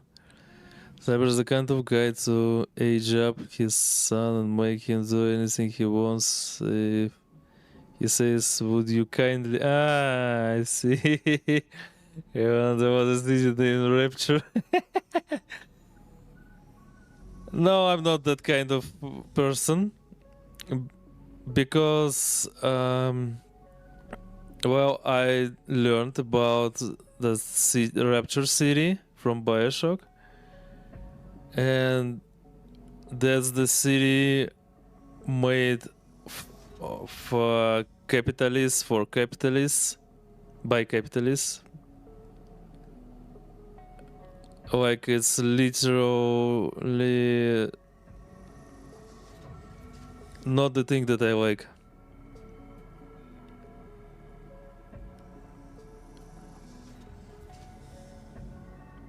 Yeah, 20 years later, Cyber, aka Andrew Ryan. You know, Andrew Ryan escaped from Soviet Belarus, I can recall.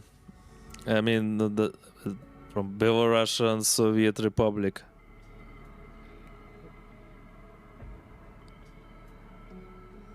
I can recall his story. But he escaped to the US. He escaped from communism to US to see capitalism, but he didn't like the capitalism in the US and decided to build his own city. Internet Universe Cyberos Andrew Ryan. Maybe I can't say about anything about alternate universe. So maybe you're right. Why not?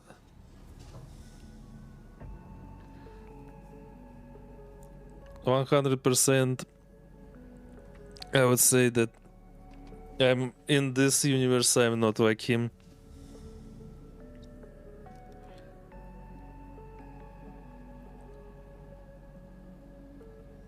Mostly, I'm more like Rico, maybe. That communist woman here.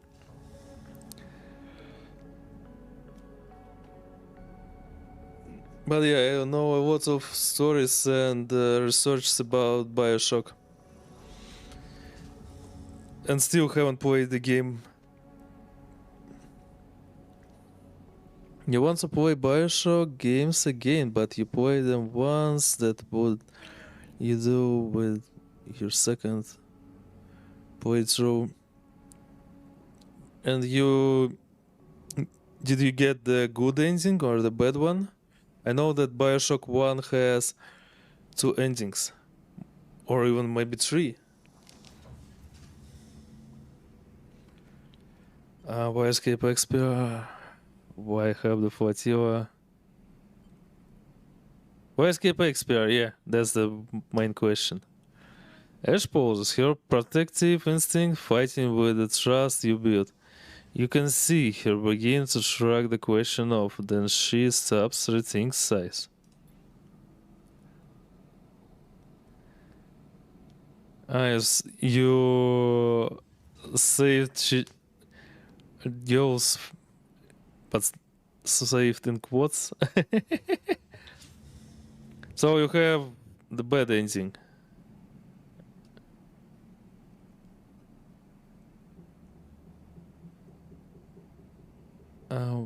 What you need to understand, Sleeper, is that Erlin wasn't the only place where the Solheim collapse happened. Sure, Holston, where we grew up, was an XPR installation, but they didn't screen it from Solheim going under. Actually, Solheim was the only reason XPR were ever here. She poses, hesitant to get into the whole story, but wanting to offer something. She flinches, correcting herself. There's a Cyberos Corp, you understand? They set up outposts in surrogate systems like this to offer refueling, logistics, and maintenance services to bigger companies with extraction contracts. She gestures to the eye around her like Solheim. Well, still, I can't see anything wrong with that. It's normal business. No, you got the good one. Ah, I see. I thought you said you killed them first.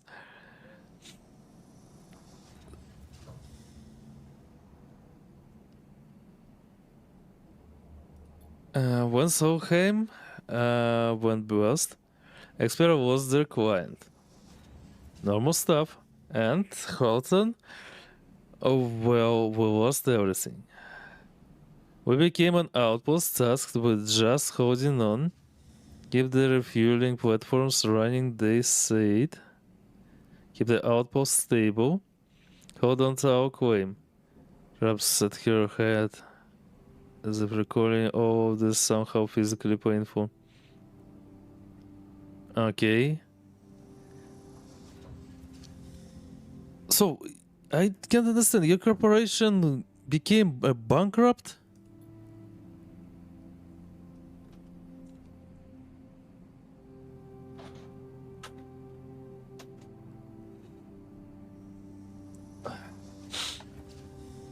You walked afterwards. What changed? You didn't say the difference was ending and 60 more Adam. Thing with good ending is you don't get punished enough. Game tells you will get less Adam if you save the girls. But you will only get 60 less Adam. It's kinda lackluster. They fixed it. This is Bioshock 2 though. Oh, speaking of Bioshock 2, how many endings there? It's like 4 or 5?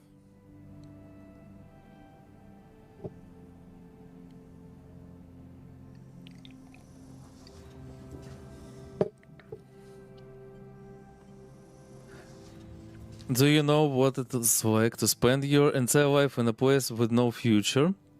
A place that exists only to hold a legal claim to a piece of territory?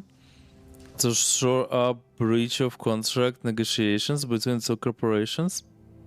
It's like living in a she searched for a word, your eyes jumping back and forth in a grave. She clenched her hands. Okay. I can understand that.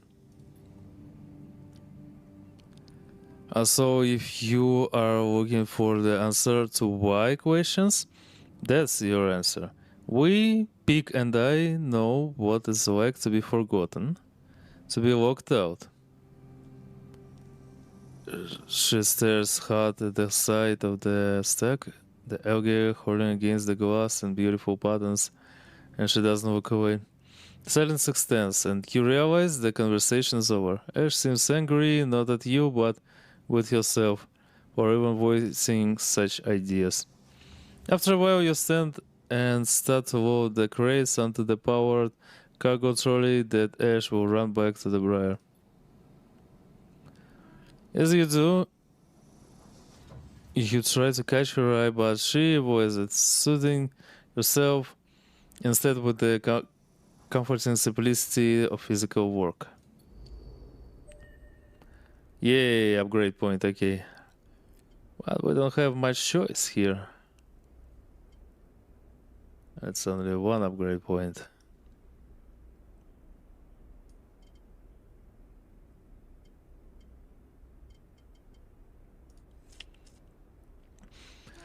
By the way, 60 less item in total, like you will get almost, if not same amount of item you save the girls, since they give you gifts every level if you save 3 or more. No.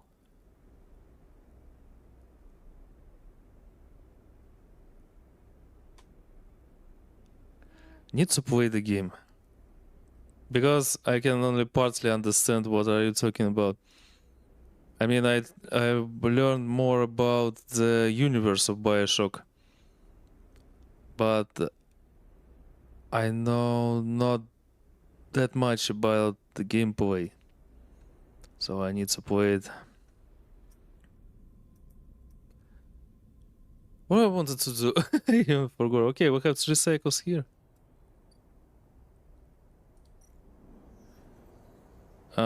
Completed. Completed. And completed.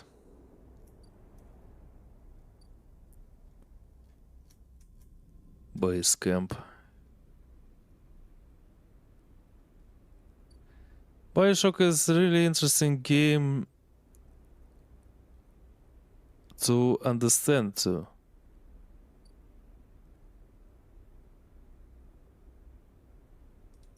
I mean, there is a lot of stuff with some political theories of 20th century, and that's really interesting.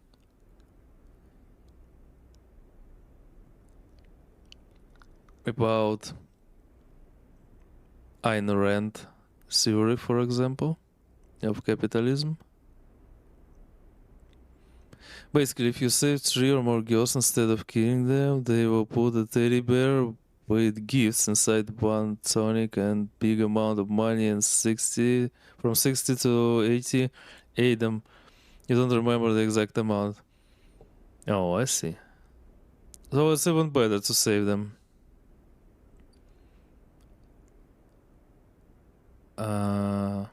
4-4. Can we do with 4-4? Since we don't have to do we need to wait. Well, oh, I forgot about this stuff. No, not this one. Avery. Yep. So this. Yeah. We always need this stuff. 1, 2.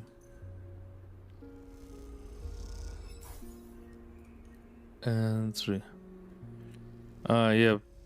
How you should kill them for more I don't think is a lie. In Bioshock 2 they fixed as you said, you get 100 to from 100 to 300 less Adam if you save them, which makes the game harder a bit, not that much though.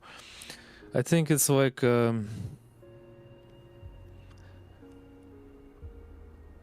Dishonored, where you have a good ending that's really hard enough to get, and the bad one.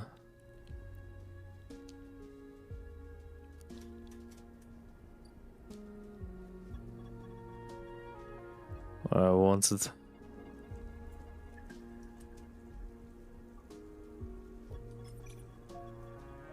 Club heads. Stack is roy.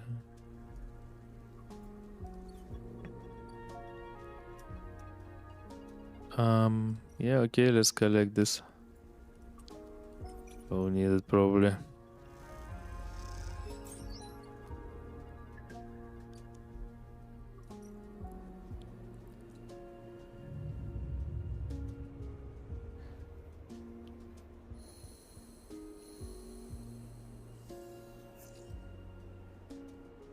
Now we need to use stabilizer. Otherwise I will just forget about it. I know myself. Oh, wait a second.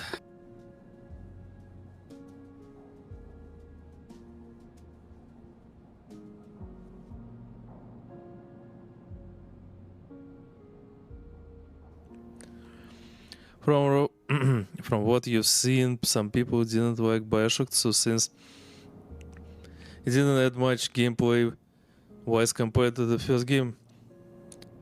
Isn't it? Because they enhanced the graphics stuff and mechanics stuff in game. Well, I'm not sure about the plot of the whole Bioshock story.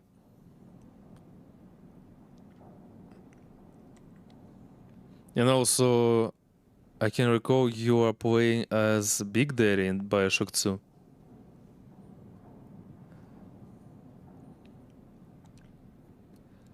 Sleeper. Peake is waiting for you when you leave, but they look different. Pale, drawn out. You need to come up to the briar now. They don't meet your eye. What's happened? Not here. Peake has come to the ship. We'll be waiting. Peake walks away. Don't take long. And with that, they disappear around the corner, leaving you anxious and confused. Let's go. 2 cycles left. They improved mechanics and gameplay, but there was an addition to it that much, so, though Bioshock Infinite threw every improvement out of. Yeah, I can recall you said you don't like Bioshock Infinite. Okay, pictures, empty corners of space for. You know, both of them are strange persons to me. Strange people. I mean, Peake is sneaky. They can't explain anything normal. Like, to understand. To understand the whole situation at least, and I don't like that stuff. And Ash is like a brutal person. She's like a, you know, is the kind of person that smash your face and then ask a question. Peake looks like a TikToker. Yeah, yeah. There's it. I can agree with that. Oh wait.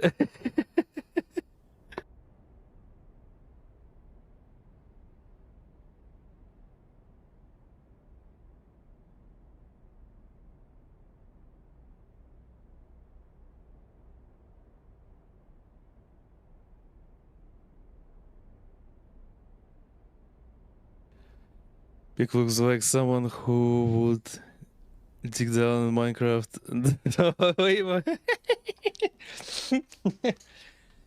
My god, Minecraft and all those sandbox games, I still can't understand them. I have two games this genre from one developers. One called Space Engineers and the second one Medieval Engineers. And that was a gift from someone. And still, I don't understand those games. If I need to construct, create something, I'll play the, I don't know, city building simulators like SimCity or City Skylines. Well, something with a goal, at least, but not Minecraft. I don't know what to do there. Roses, red, white, and blue, pixel, so I guess. So like what? It's really hard to trust Peake and Eshe as well. But also I can't trust Helen. Both sides are not really trustworthy.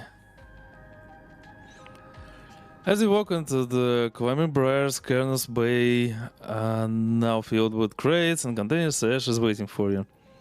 In front of her, sliced open with its inside scattered across the top of a heavy-duty crate, is an object you recognize, Helen's drone. You freeze. Come in quick. Peake nudges you into the bay, looking behind you before sealing the entryway. We have to start being careful. You move closer to the container, your eyes on the drone splayed out in pieces, some parts of it hooked up to a slate that Peake picks up and begins tapping away it. Eshe looks up from this section.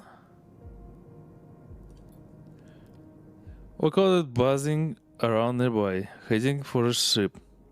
She leans over and taps the HA sigil on one of the removed pieces of plating. It's a Heaven Age spy.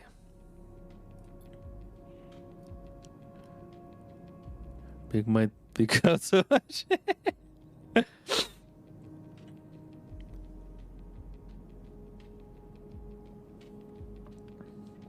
Oh, my tea is so cold. It's a pour a new one. Oh, it's already 2 hours of stream, by the way.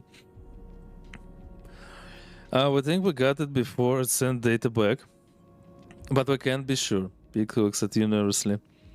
Eshe cuts in. Have you noticed anyone watching you? Any drones like this? Anyone following you up to the briar?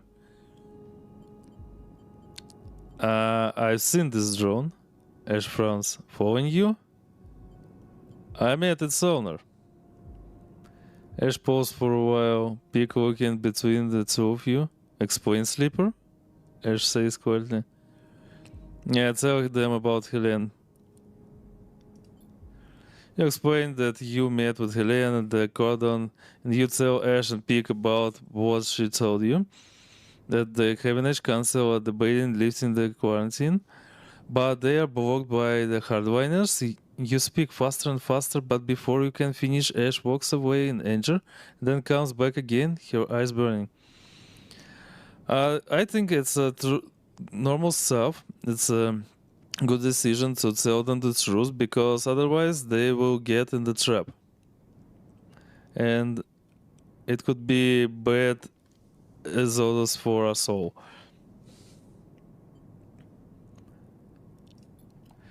What is this, Sleeper? Have you understood nothing from what I've told you? We've told you. She paced in front of you. Heavenage are not our friends. Not your friends. They're administrators. Oh fuck, Ash.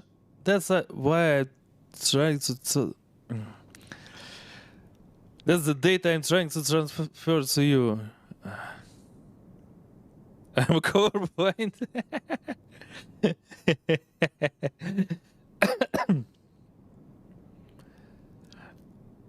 They're administrators, which means they are interested only in their own power, their own survival, their own cause. I know, Ash. Thank you for explaining. You little. They divide power, people as easily as sorting livestock. The greater good of their work demands it, and the wider project of the station, the colony, the nation. Oh, it's like a poem already. Her eyes are wide as she speaks, her range are barely contained. I don't like the people. Again. Both of them. I don't like those types.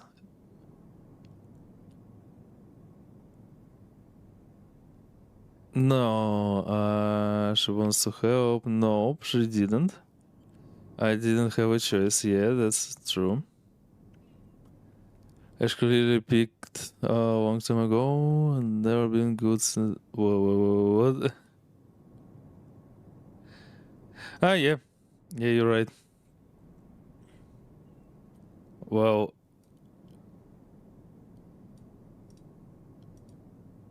I mean, at least.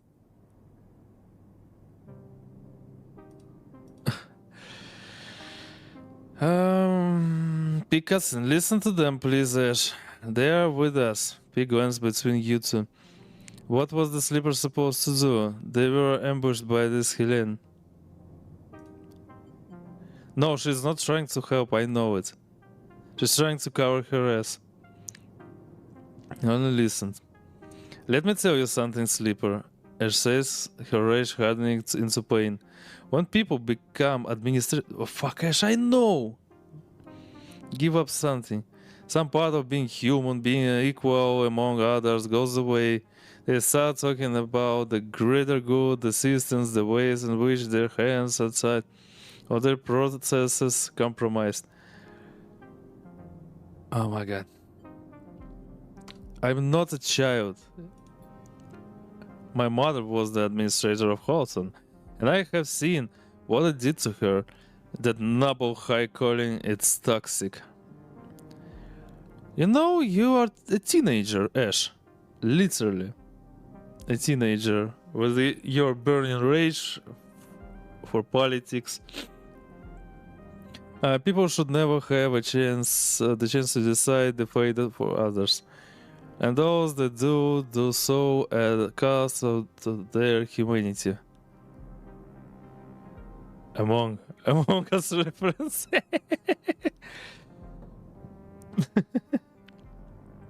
Among Us. Actually, you're going to say this is the kindest way possible.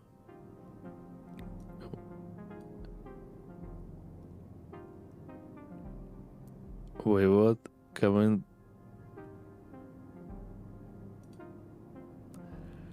Even the translator can't translate normally your last sentence, monkey.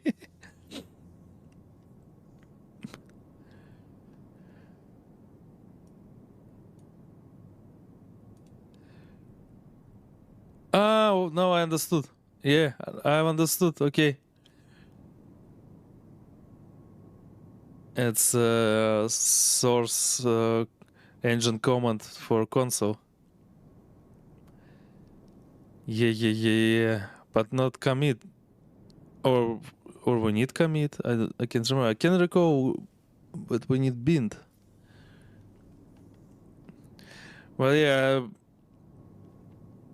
You know what? Why I am so ragey for Ash right now? Because today I've met um, two people like her. That's why I feel like it's getting over me.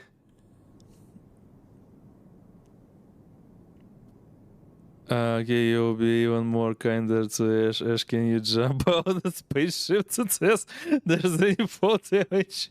Yeah, with 0G.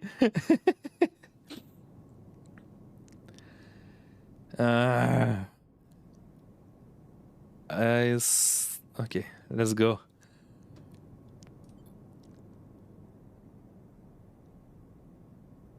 I really want to yell at Ash right now. Because I can see she's thinking she's smarter than us. She's our mother.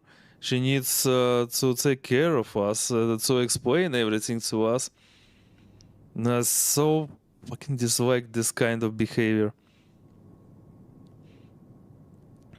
Can you also listen to a guy named Johnny Silverhands?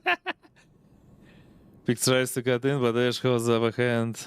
Don't start, Peake. Don't ask me to be reasonable or cut down. Thousands of people are desperate out there. Being reasonable would only prolong their suffering. Helen can help. Well, no one is right here. Not Helen and not Ash. Everyone is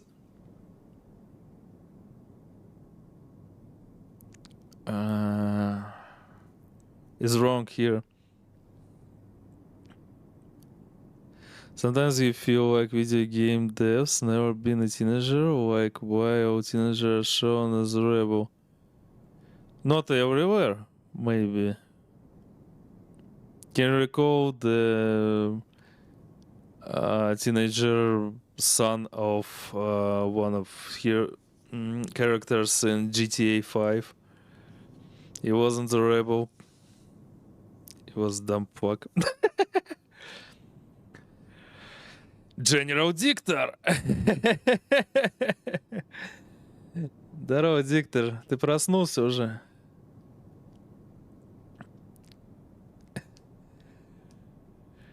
Optional choice.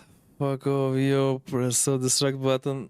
We don't have optional choice. I have to choose to pick one side here, but I don't know which side. Helen is my manipulative bitch. Ash is just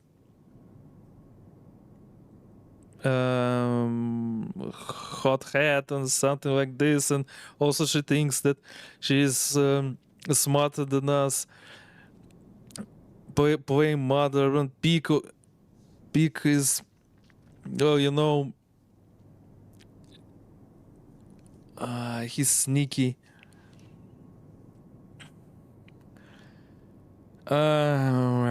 Probably we need to choose their side, by the way. Час назад еще проснулся. О, хорошо. Ты хоть выспался за 2 часа-то? Cyber has two sides. First side, nice and kind. Second side, you fucking bitch. Yeah. Are you waiting your holidays for democracy and Helldivers too?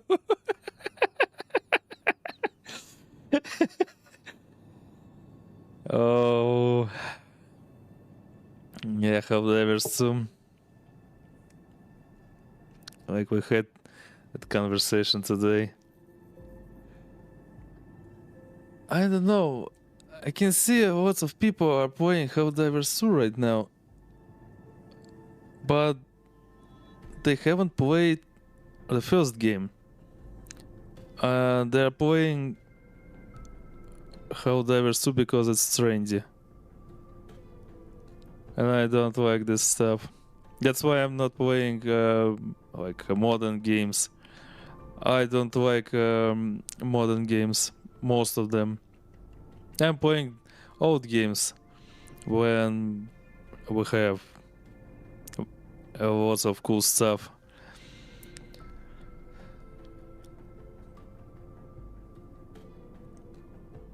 Like Bioshock, System Shock, Fallout, old ones, I mean.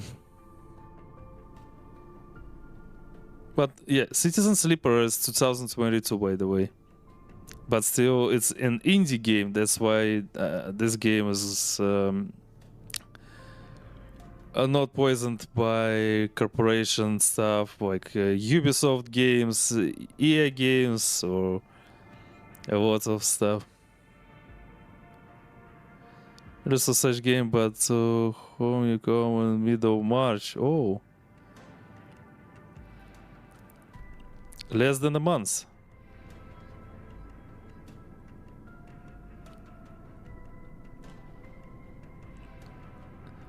I hope you will fine, Диктор. Надеюсь, что у тебя будет все хорошо, и ты скоро вернешься. Хоть отдохнешь.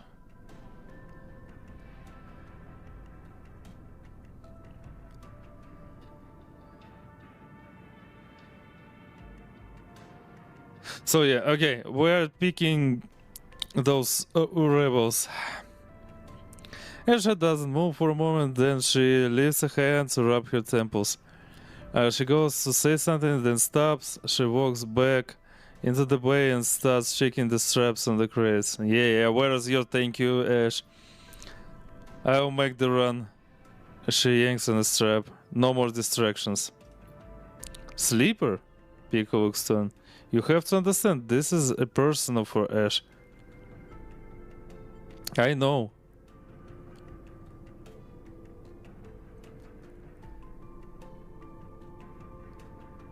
Today's in chill. I'm back to work after. That's so small.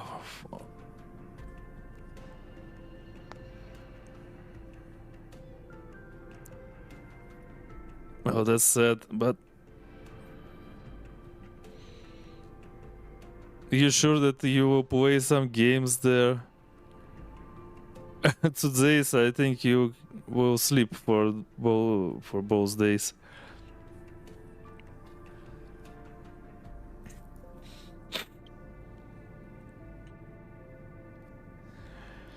Pix looks away, then at Ash. I don't know, Sleeper, I just don't know what to do. Just stop crying, stop whining, and do something. You glance around the bay, Briar. The walls seeming closer every second. This whole thing is closing in on you, and the question is, where do you want to be when it all collapses? You look at Peake. And what do you think, Sleeper? Peake rubs their forehead. Should we do this string or not? I don't know.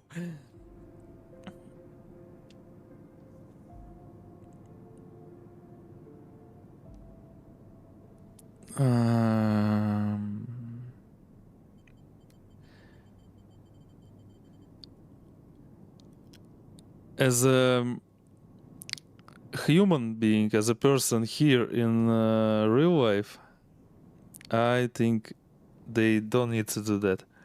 But to move the gameplay, to help people there, in their conditions, I think that we should do that. Pick notes, okay then. They squeeze your shoulder. Onward! And they slip away to help Ash, leaving you alone to replay the conversation you had. A certain kind of grim determination settling in the room. Last chance to prepare. And 2 cycles before... We have 2 more cycles, okay? Where are they?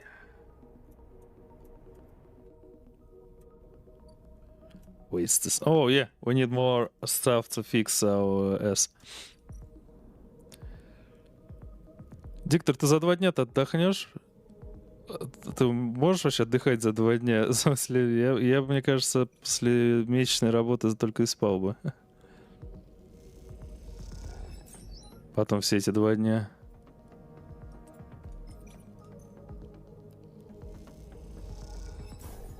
Shit. No.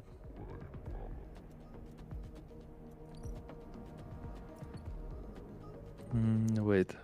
So this? We need one more. We need one more. Oh, wait. First energy. Energy first.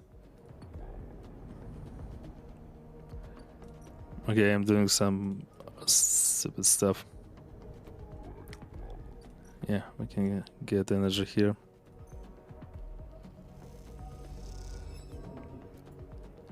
Yeah, that's great. And this one.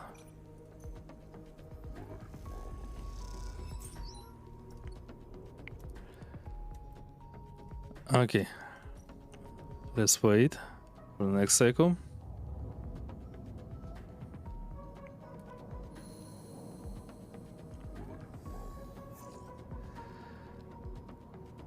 Endure. One more cycle and we'll finish the first DLC.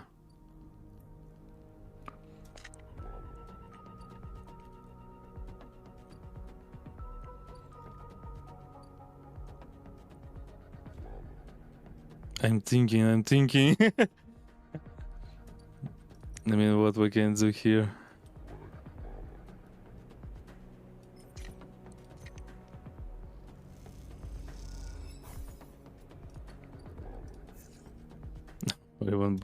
Even worse.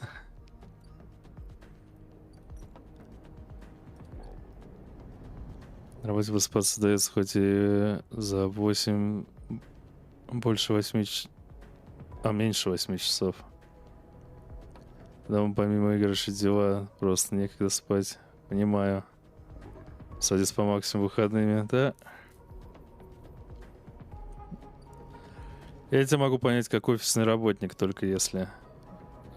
Что 2 дня... Правда, у меня 2 дня в неделю отдых. Кажется, но за выходные хочется сделать максимум всегда.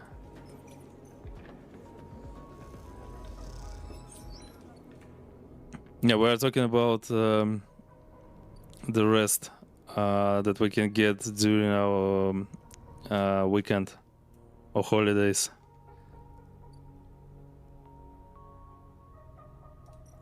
So... О, у тебя ДР на выходных?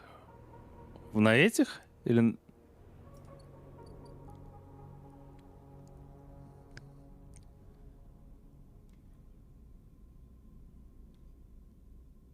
на твоих... тогда понял. Я думал, на этих. О, неплохо.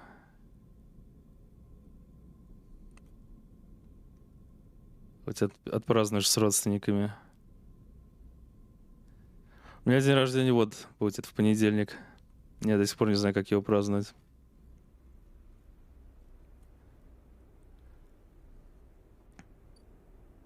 Ни одной умной мысли.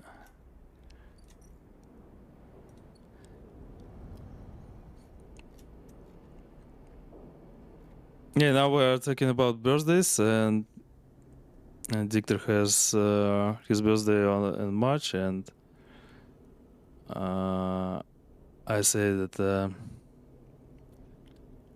my birthday is really soon, pretty soon, in less than 1 week.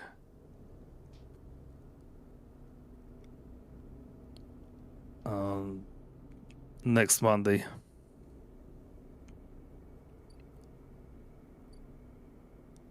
And I still don't know what to do on my birthday.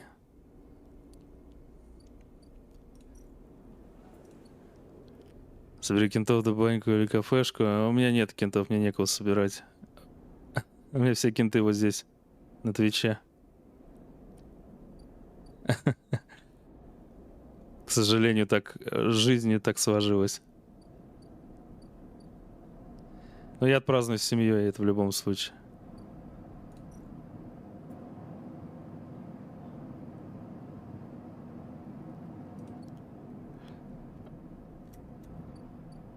Heaven Age. I need to spend those points somewhere. I don't know what to do. Окей.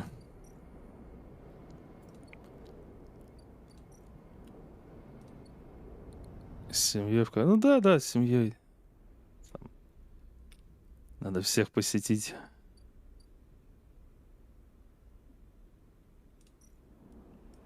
Okay, I don't know where to spare those points, so we'll do this.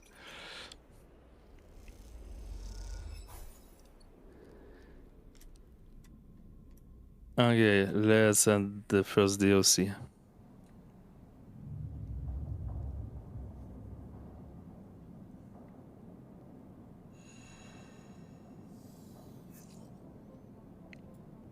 Let's go. She's gone, Sleeper. Peake is breathless and shaking. She started the run without us. Shit. Let's go if we head to the corridor now. Peake starts back up the corridor. They turn back. She has to make it, Sleeper. She has to. Of course, we prepared everything. A shiver runs down your spine. Ash, I hope you know what are you doing.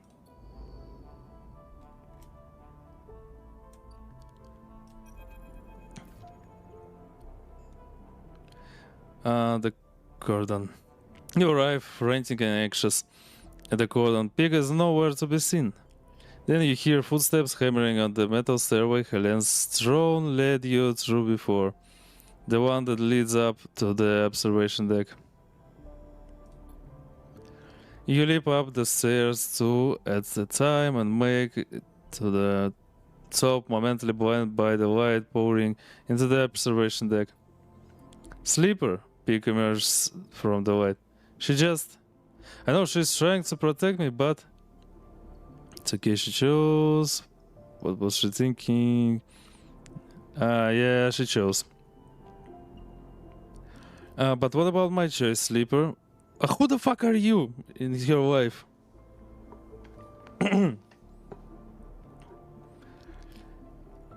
You can choose for yourself, Peake. You can't choose for others, and others can't choose for you. I'm not the child anymore. That's what I was talking about. I can fight for myself. They turn away. There she is. Peake rushed to the wide window, leaning forward to catch a glimpse of the climbing briars, blue XPR lively, lively against the black of the void. You spot a climbing briar, a glint of blue and white, and beside the red glare of a tug's light. The crew went with her. Peake smiles. I knew they'd keep their word. Little help, yep. Peake doesn't seem to hear you, but the idea of the crew waking Ash up makes you smile. Maybe this thing will work. You watch as the briar and its tug escort arc down towards the edge of the cordon, demarcated by the red lights of the perimeter system. So far, so good. The briar will just look like another refugee ship being escorted into the cordon, at least at glance. Peake grips the rail as Ash reaches the edge of the cordon. That visible net of sensors splayed between ships and drones. Now let's hope the blind spot triggered. You think back to the mess of systems you had to wade through to set it up. The delicate contingencies you set up to trigger the sensor blackout at just the right moment. Without noise, without ceremony, the briar slides through the cordon. You await the flickering of alarm lights and the swarming of drones, but nothing. Just another cycle, just another ship Ash is in. Both you and Peake let out the breath you've been holding and love. How did she do it? Peake smiles, shaking their head. We did it. Of course. Peake smiles, yes, we did. They laugh. You feel a little shaky from the tension, but Peake's ease helps you settle. You imagine Ash steely-eyed in the pilot seat of the briar, Searching for a place to dock. Maybe being stubborn has its advantages. What now? What? And now she finds a place to dock and unload as quietly as possible. And they walk out at the Flotilla. And then she gets the hell out of there. Ian Peake turned back to the window, looking for the briar again amongst all those house. The calm fading as new worries settle in. You spot the briar first its time, docking with the largest of the flotilla's ship. A vast converted tanker, half of its protective plates removed. You think about the effort it must have taken to get the thing all the way here from the inner system. You watch the briar, unable to get any sense of progress from its placid exterior. They will be uploading everything now. Peake says, both assuring you and themselves that everything is going to plan. You think of all the supplies loaded into the briar, and how long the process of unloading them might take. The bay was packed, rammed with everything you could offer, and the thought of bringing all that to the flotilla makes you smile. You think of the reaction of the refugees, of the welcome they'll give Eshe as the bearer of such gifts. You can imagine a smile from Eshe as she is showered with thanks.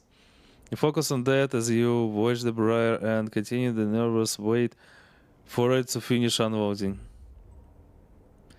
It's breaking off.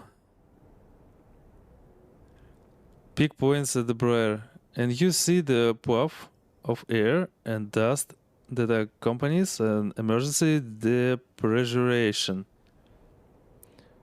Oh my god, the word the depressurization. Shit. In English, that word is a bit difficult to pronounce, and in Russian as well, it's разгерметизация. Eshe must have ended things early, but why? Then you see them, the tugs closing in on the briar. Eshe must have spotted the ship. You and Peake are up against the window again, giving the briar a safe pass out of the flotilla. Suddenly the briar shifts in space, a blue blur between two hulls. Peake whistles. Look at that! They smile at you. Looks like those upgrades we put together work. You watch as Eshe cuts through the crowded flotilla, the tugs not daring to follow her dangerous paths, and peeling away. It is hard to keep track of the briar, and suddenly both you and Peake are searching the black for a sign. Where has she gone? Then, all of a sudden, she is out, blue against the black, pulling away from the cordon on a wide arc back towards the station. A clean run. Yay! Clean run. Nice. Peake cheers and smiles at you. We did it. She's out. They beam uncontrollably at you, and the tension is released. You find yourself smiling too, smiling at these two beautiful idiots and their beautiful ship. Then Peake is hugging you, squeezing you with all the nervous energy that had been building. Thank you, Sleeper. We did this together. They step back and still smiling. We did something. Come on, let's... come on. They rush out out of the observation deck. Let's meet her. Yay, upgrade point, nice.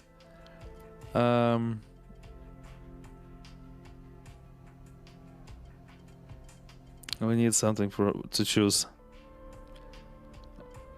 I don't know if we need to hack something. Agent knows. It's agent notes. And here keeps dice even when condition is breaking. We won't be breaking, but we need those things. But I'm not sure that we'll get something from that. Double data rewards. Okay, let's do this.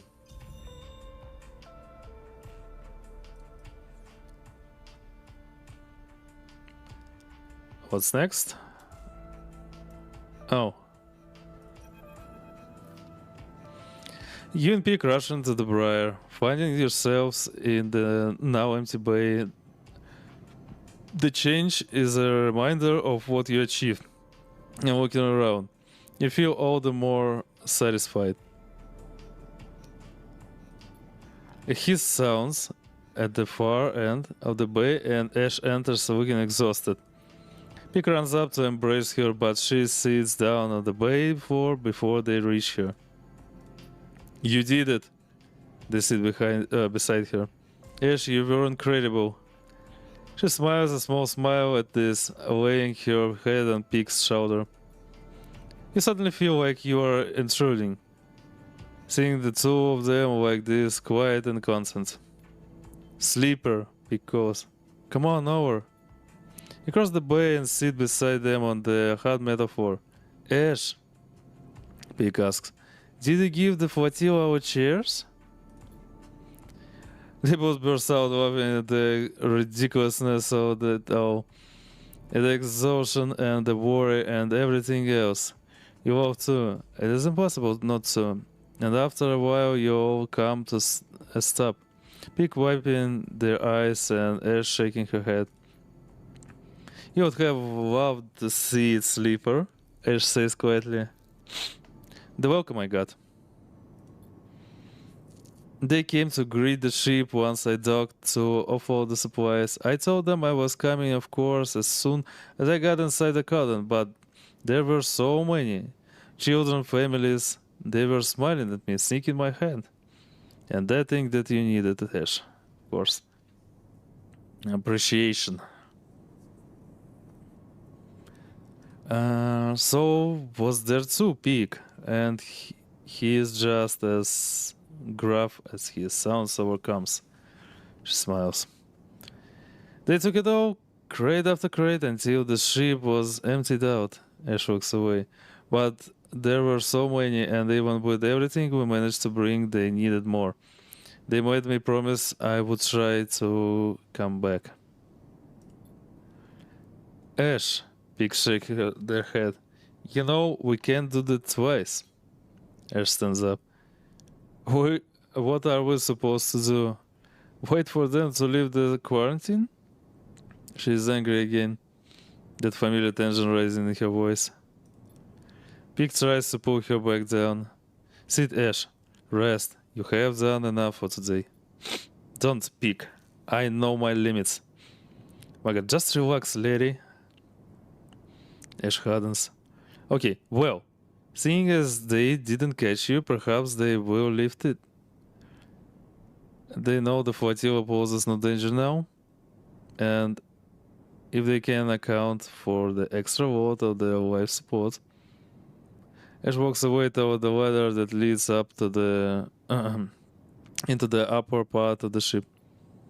I need to rest, Peake. Holds up a hand. Sleeper. Then she limps up the ladder step by a painful step. I'm afraid if you were expecting a change in Eshe's demeanor? Peake smiles at you.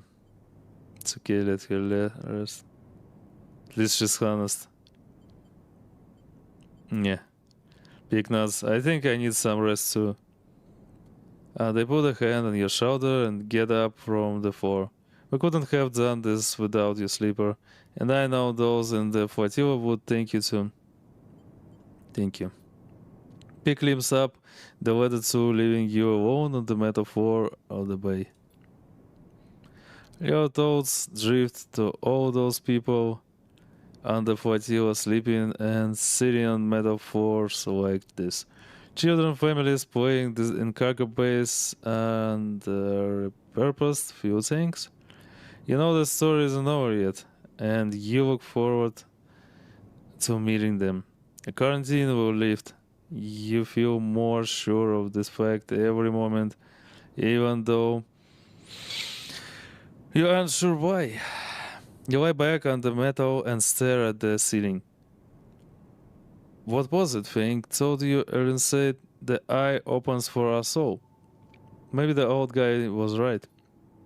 A home for the lost. You like the idea of that, Maybe in time you can help make that a reality. But something is bothering you. A sliver of a thought like a splinter you can't extract. Why are thousands of the refugees coming here now? People don't abandon their homes for nothing. What wave is rushing through the system? And when a bullet reach the eye? You shudder on the cold metaphor and get up. Something is coming. You can feel it. This isn't over. Oh yeah.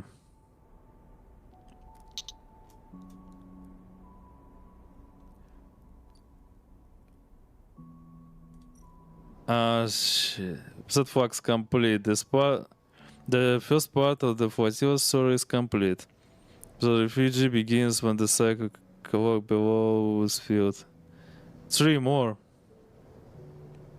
What's done is done. Now all you can do is wait to see what happens next. 3 more cycles. Okay, we have to prepare, I think, for that stuff. Need more of those. I fucking know it. Yeah.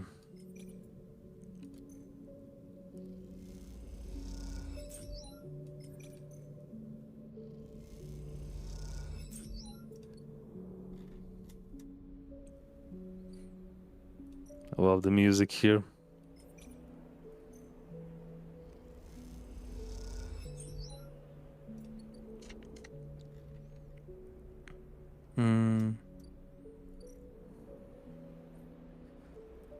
Okay, let's end the cycle. Yeah. Right.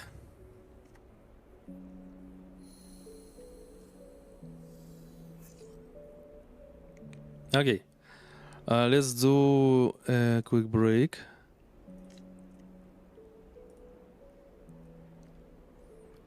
Before we can play the next DLC. I'm not sure about...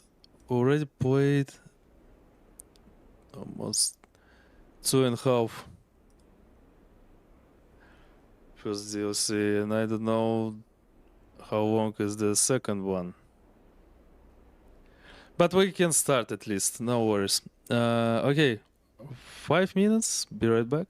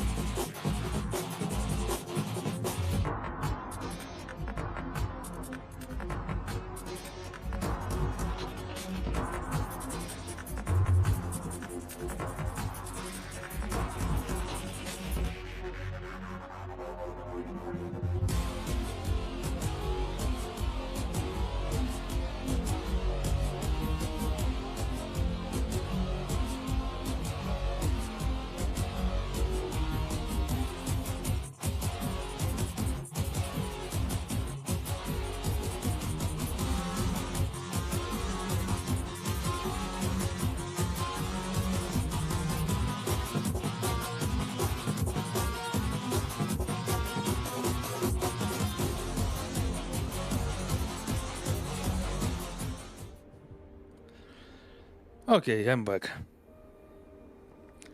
So, before next DLC starts, how many? We have 2 more cycles to prepare to the next event. For sure we will need some scrap. We have a lot of money already for any stuff here. What we have? Yeah, that's much better.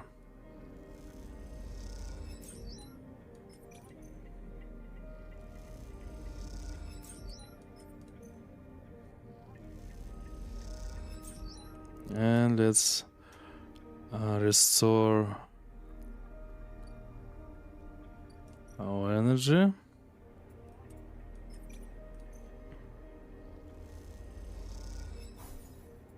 Neutral outcome. Nice. Okay, last cycle. Oh, I made a mistake. Never mind.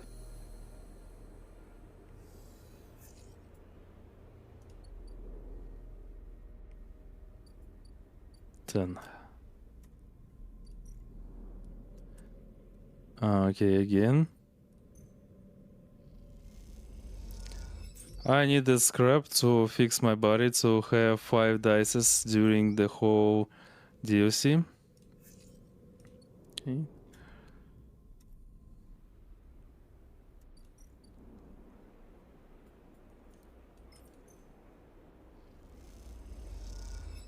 One, 2,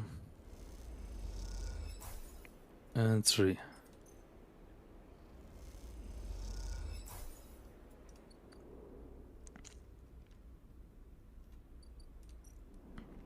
Now let's do this.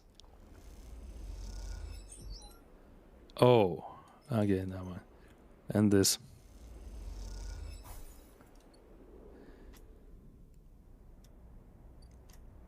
Let's go. I think we are ready for our new adventures. Yeah. Just in case, let's do this. One more.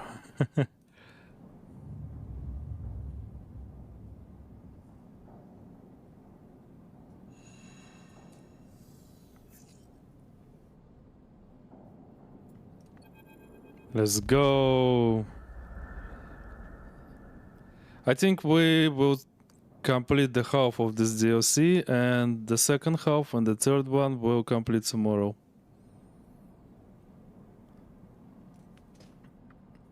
Or I think we'll do that way. The eye. It hits you like a wave, a wide-edged breaker roaring inland with the force of the entire ocean. The impact is a screaming brightness blanking out everything. Behind it is silence. You float in silence, suspended. No, you do not float. You are the silence. It has filled you up. It has emptied you out. You cease to exist. Time passes, though you do not feel it passing. Then something flickers in the silence, and then something moves. That something is you. Oh. You open your eyes to a metal ceiling of flickering lights. You feel the floor around you, putting it with shaking hands. You assemble an image of yourself lying on your back in a corridor. You shake off the silence and sit up. What was that? You glance around looking for a sign or some change. Damage on the walls, shouts in the distance, fire and fear. Nothing has changed. The silence sits around you like fog. You try to think, furrowing your brow. How do you think again? It doesn't seem too easy. It doesn't seem so easy anymore. You force the pathways you to light up. The data banks you to grant access. You feel like a fraction drive starting up after a long shutdown in cold vacuum. And the wave was noise. Just as the sound produced by a wave raking across the pebble beach represents trillions of impacts, heard as a single roar. So this sound was the result of trillions of electrons flickering in place, heard as a single impossible scream. A memory slash image comes to you, one from the moments before the wave hit. You squint as you imagine it, trying to cohere its blurry form. Broken skeletal ring, the eye, and then a vast arc approaching it. Razor edge white curve, the wave.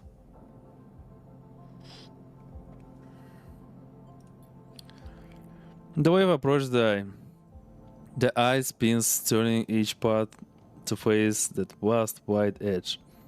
You recognize their skeletal data cloud forms.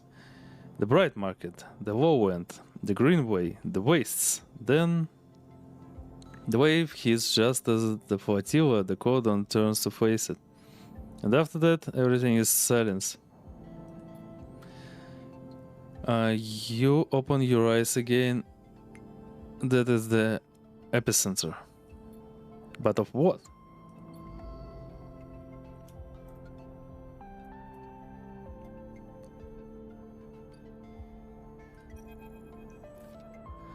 Even before you reach the cordon, the damage is obvious. Blinking red lights, the drones, the tags are all gone. Half the cordon's frame has also been shorn away, perhaps through the impact of some failing ship. People push past you in the corridor, both Heaven Age staff and contractors clearing the cordon. Try to speak to them. You are met with suspicious looks and scattered warnings, but little else. From the equipment being carried out, you suspect this is no relief effort. Heaven Age are pulling out of the section of the station. The further you pass into the cordon, the less people you see. You can see a few sections have been closed off, their bulkhead doors sealed, and red warning lights puncturing the corridors, but otherwise most areas seems functional. Suddenly you feel a hand fall on your shoulder. Having a security? You should have known better than not to wander into this place. You brace yourself and you turn. Oh, Peake. Pika. Sorry, I couldn't resist that.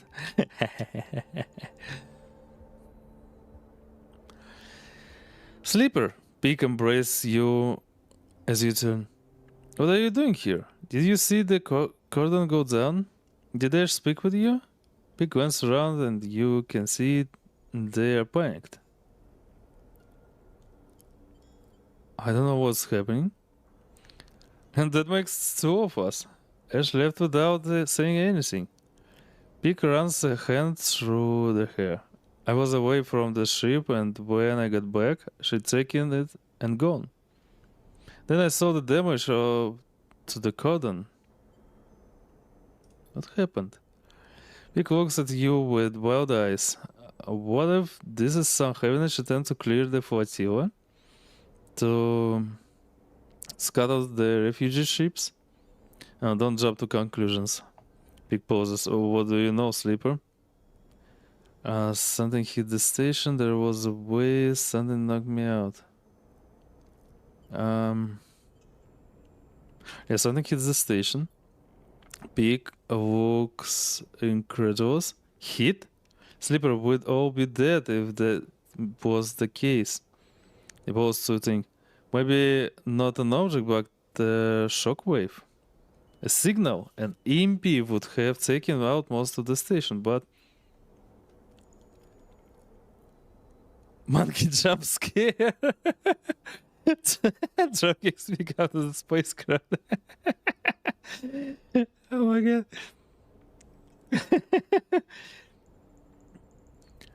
I can only imagine what breed of monkey you mean you are representing. No one expects a monkey out of wind. Okay, now I can understand it more, but much more better. Like not that big monkey like a gorilla.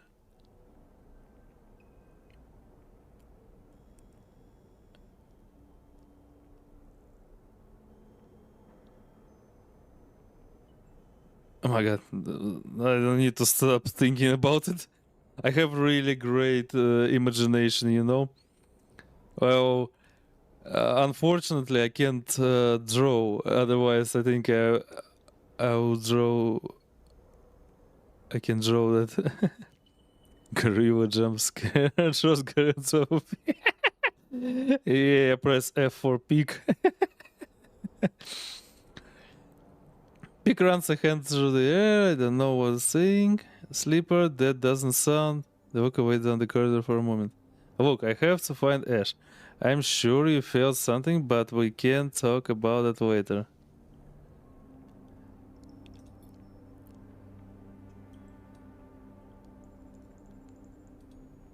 She couldn't pick out of that one.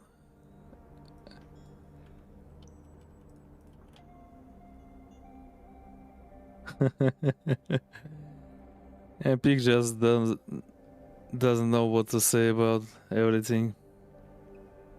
Oh, I'm sorry.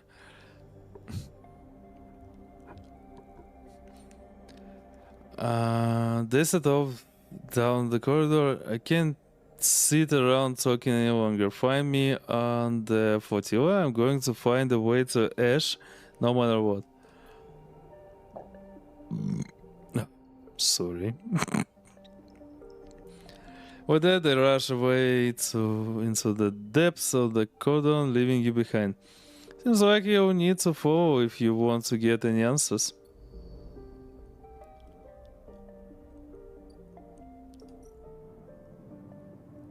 Oh, we need to scrap. Oh my god, that was a great idea.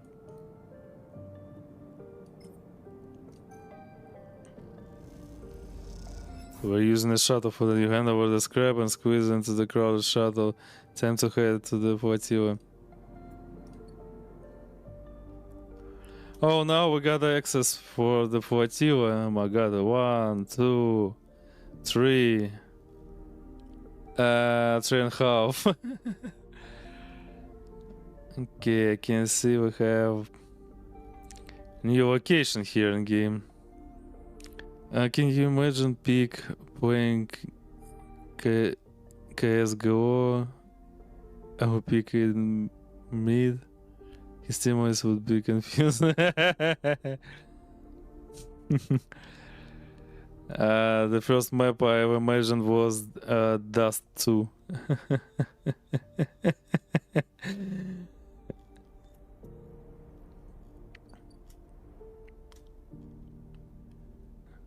Was my favorite map in Counter-Strike.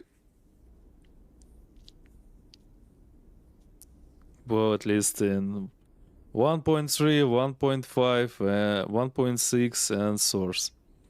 Can't say about anything about Global Offensive. Okay, Flotilla. Endure interface. Both things we don't have. Flotilla's friend.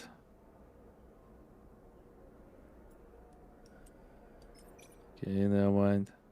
You. Rather than proximity controls, keeping it from drifting into other ships. Occupants are impressed and won't stop thanking you. Okay, nice. Get something for that? Nope.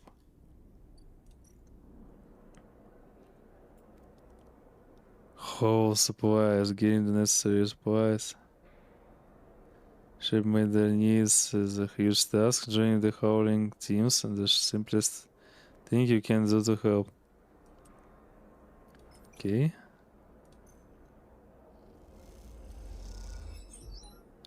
Run some water out of the struggling farming ship.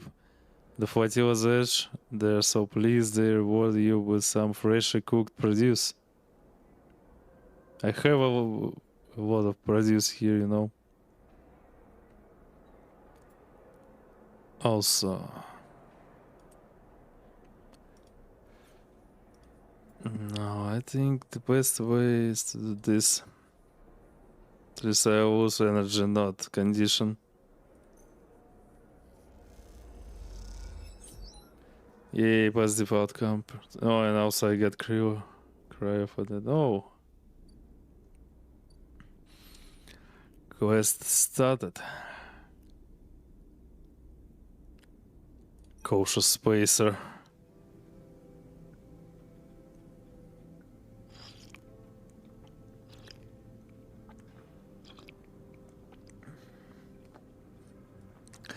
By the way, after your phrase about picking meat, monkey, for a moment I had some kind of nostalgia of League of Legends. You know, that was such a good game back there. Like 10 years ago, maybe. And now my half is telling me that I need to reinstall it and play it again. The other half says, no, don't do it. Don't do this. It's really bad stuff for you.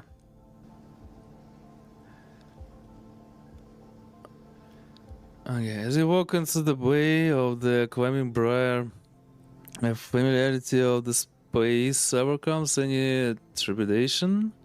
Feels good to be back, and the return feels earned, especially after all the work it took to figure out a route through the Flotilla's jumble of ships that might lead you to this blue streak.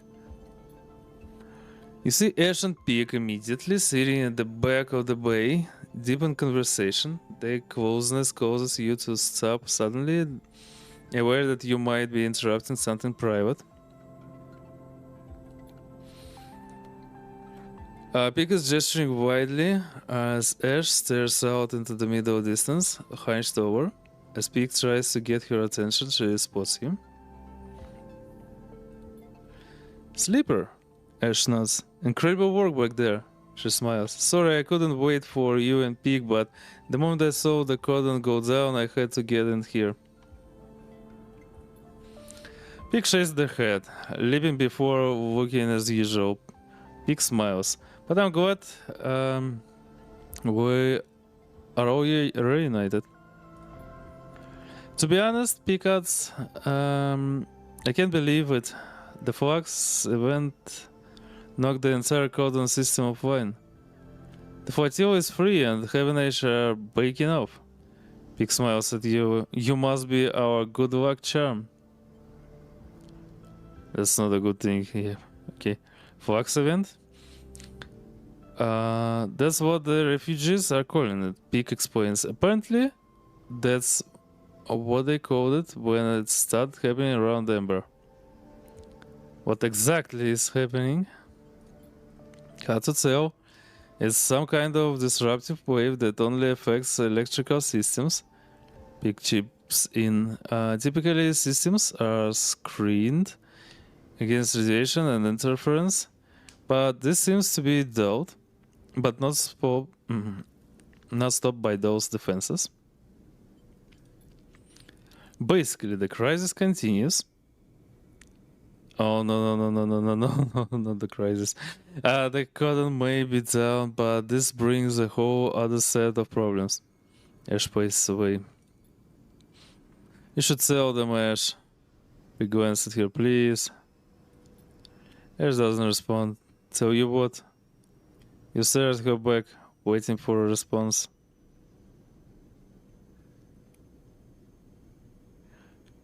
Cyber, don't be an Anakin and turn to an evil side Why downloading league? No, of course I won't. Monkey, why? I think the best thing here is to save those good memories about the old league, not to return there.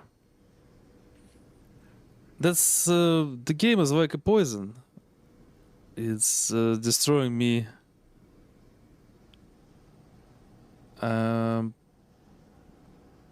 I don't even want to watch someone like other streamers playing them.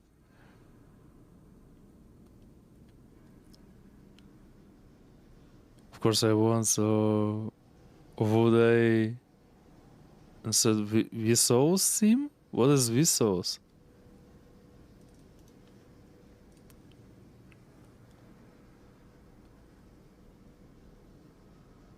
It's a YouTube brand from Michael Stevens.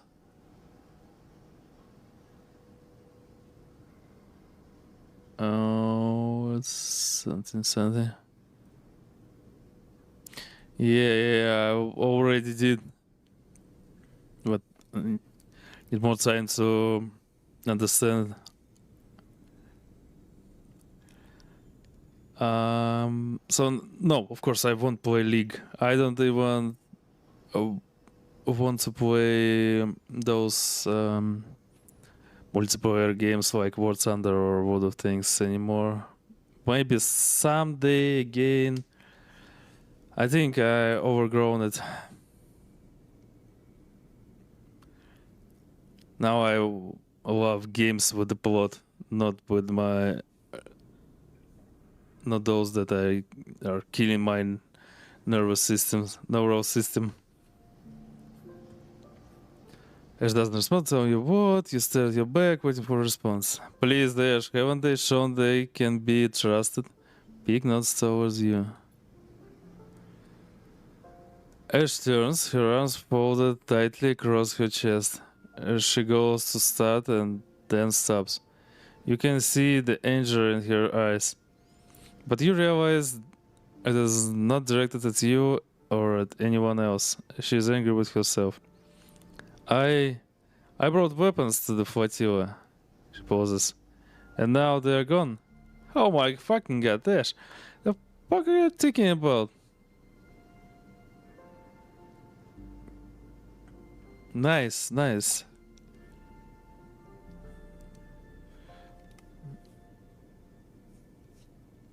You armed someone. Good job, Ash. Mission accomplished. You suddenly remember the sleek crates that were tucked into the bay, marked with the yellow sigil. The ones Ash told you were just supplies. Yeah. Supplies, of course. What were you thinking? What do you mean gone? What do you think? Ash snaps. Someone lifted them from the ship's bay while I was unloading the supplies. She sniffs. At least they are in the hands of the Flotilla now. Who knows?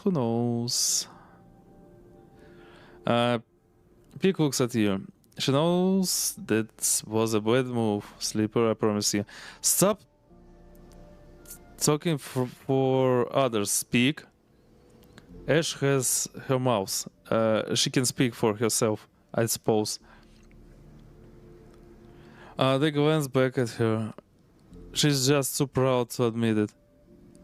Oh, thank you for your explanation, Peake. Where did you get them from? So what now? I'm not interested where they did get. Peake looks at Ash. She finds them and she gets them back. Shouldn't we help? Ash turns. It's okay, Sleeper. I don't want anyone getting mixed up in this. This is my responsibility. She looks away. Plus, Peake adds, you and I have work to do? What kind of work? I want to understand the flux, Sleeper, to study it. Peake's eyes light up. This thing is changing the entire system, causing problems across the inner system, driving refugees off Ember's moon. And now it's here. If we don't do something about it, Peake poses it's a problem for all of us. I can see more immediate problems. Eshe sniffs. Peake ignores her. I've been looking at the networks, and when the FLUX event hit, it changed things. It shuffled systems, corrupted nodes, and broke open data stores. They take out the slate and show you a flickering polygon. Some of these FLUX nodes have appeared near the epicenter of the event, but I can't get access. You, however, I saw the way you worked with the data even when we were preparing for the run. I think you can get into these things. Oh, probably that was a great idea to learn the skill for double agent data. I want you to find a FLUX node and bring me anything you can extract. They come and go, but the most can be found in the barely functioning networks of the wastes. Because start there. Perhaps together we can find something that might point us to what the FLUX is and where it comes from. How will that help? Peake runs a hand through I don't know, Sleeper. Maybe we can't do anything, but I want to know what this thing is. Eshe looks indignant. Don't waste too much time chasing ghosts, Sleeper. There are people on this flotilla that need any help they can get. I'm sure Sleeper can do both, Eshe. Oh, of course I can. Yeah. Peake smiles at you. I'll see you here when you have something. Good hunting. They wave you out as Eshe stumps away to make plans of her own. One more drive, state the FLUX. Okay. Also, FLUX. So I need to extract the data. But first, do this.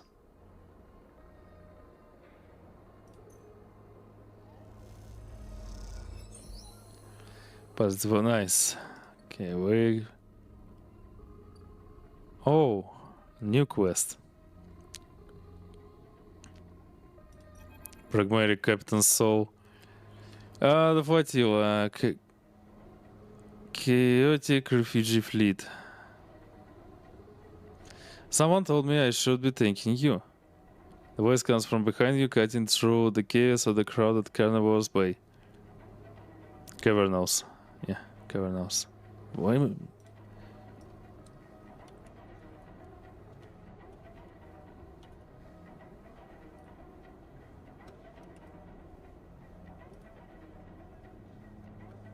Let's see. Cavernous. Yeah. Thank you, translator. Yeah, it was a great idea to start with big text game to understand RPGs more. In English.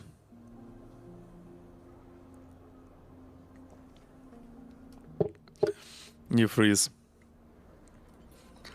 Don't be afraid now. I've been hunting you. Sure, but for all the best reasons. You turn to see bright eyes set in a rough face framed in rusted metal. Oh, nice sexy suit. So, he holds out of his hand. The other clamped firmly around a knotted wooden cane. Shake his hand. He grips you firmly with a heavy and calloused hand. Forgive me, as soon as I saw you, I knew who you were.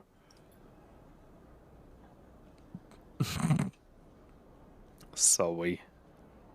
I'm burping a bit. So puts a hand on your shoulder. I've been told that Sleeper was part of the supply run that came in several cycles ago. He nods. Very welcome act. And we all thank you for it. Walk with me, Sleeper. Soul sets off through the bay, his special suit hissing and creaking. It helps carry him through the busy crowds. You notice people making a way for you and Soul standing back and letting you pass.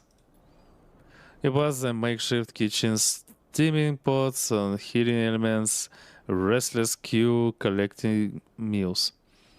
The tailgate that came through isn't exactly a full meal, but with what we have here, we've been able to make it work. You see a ladle of a greenish stew dished out. The cover is something, isn't it? So smiles. I got Soul. I can't recall a character named Soul from Cyberpunk 2077.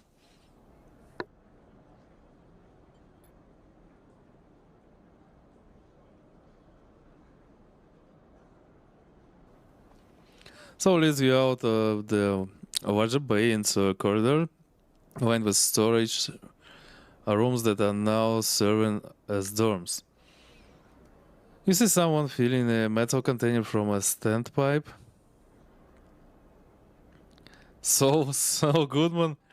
You mean that character from Better Call Saul or something like this? I can recall there was a series that everyone was recommending me. And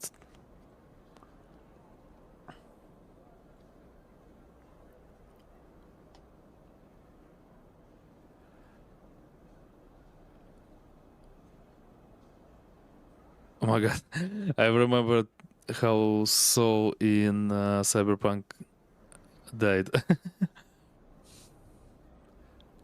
Better Call Saul, yeah. Yeah, that was serious.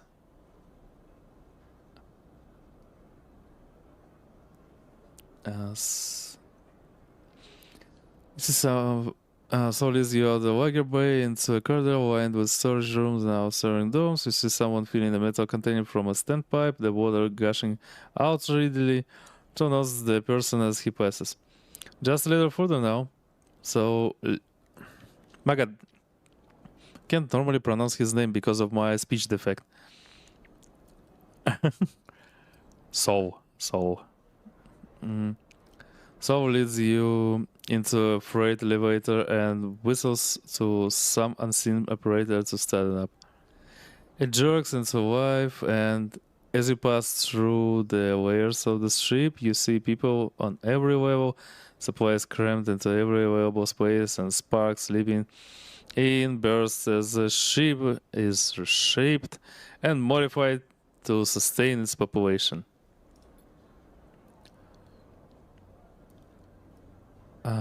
If Heaven Age were expecting an exodus from the Flotilla, the FLUX event has put a stop to that. So stretches. Some have crossed to the eye, but many just to gather salvage or score a hot meal. So the pressure on our supplies is shrinking, but not like I'd hope. With the flux reaching all the way out here, people are starting to understand that our journey might not be over. So stares grimly ahead. Suddenly, the freight elevator screeches to a halt, and so leads you slowly out into a wide room of chairs and terminals ringed by a mezzanine and with a glass roof above, showing the distant hub and the far curve of the eye beyond. The people at the terminals nod to him as he enters. This is your ship? Saul nods. That's right, the pilgrim seat is mine to care of. He leads you up to a railed platform at the center of the room and stops. She chose me, so to speak. Well, at least her crew did, and I do my best to serve them. So looks around the bridge of the ship, a pained expression on his face. Bro looks like Big Daddy knockoff. Yeah, I mean, Soul has pretty cool exoskeleton, but he has it only because he's disabled. That's why. Not the best thing, but as third arm, it's interesting.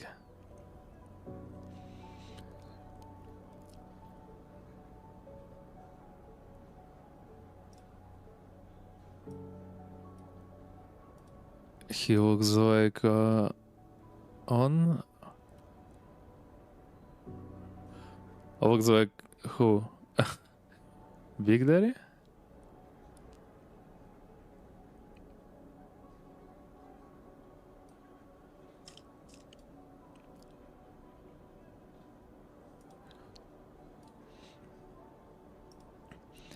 No offense, but he looks autistic more than disabled. Well, maybe that's your perception, but the guy really smart. But I can recall from the story that he is disabled.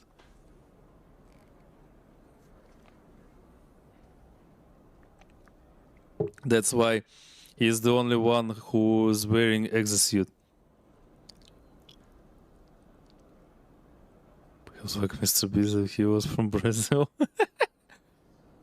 I don't know. It depends on what you exactly mean. So looks around the bridge of the ship, a pained expression on his face. I'll admit that the responsibility isn't one that suits me, though we rarely get to choose such things. He glanced back at you. But you, Sleeper, from what I understand, you chose to try to help us here. Is that right? Helping my friends, I did my best too. Something like that. Did my best too, so not silently. But I have to ask, Sleeper, why are you here now? Soul leans back and you feel his eyes on you assessing. The flux event. I appreciate the honesty. I had figured as much. Soul flexes the shoulder that is free of the suit. Looking at you now, I can see that an event like that, well, it would have had a big impact. My other half smile. Hello guys, Mr. Beast here today. Kidnapped a streamer from Russia Code 7. Now going to launch him into anti-coldness darkness of space.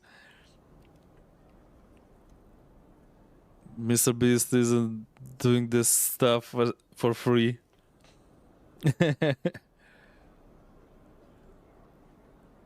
I have thousands of people here on the pilgrim seat. Sleeper, and there's thousands more out on the Flotilla. He leans against the railing. A lot of them are looking to me to provide some future for them. Some pass out of this death, and we've got into. This very cycle, the thing we've been running away from, just caught up with us. So these people are scared, Sleeper, and they are looking to me for reassurance. But the price, if he survives in space without dying for 1 hour, he'll get $1 trillion. Do you have anything to say, Cyber? I already lost. Because for sure I won't survive the flight. Like a lot of reasons why.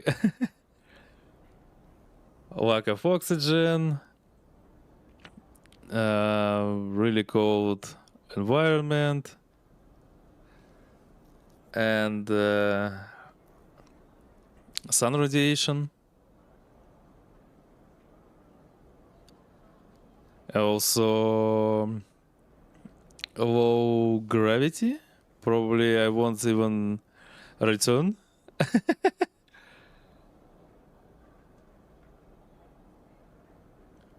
If we're talking about like a slingshot launch.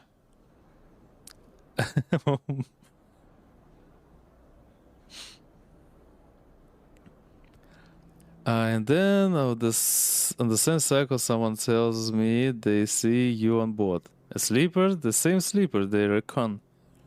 They wanted so strongly to send a ship past the cordon to see us. So scratched at his bird. So the first thing I wanted to do was thank you for that, for your interest, he pauses. But the second thing I wanted to do was find out what you want from us. So Sweet hisses and creaks. I think that's fair, don't you? So takes a deep breath. So what is it?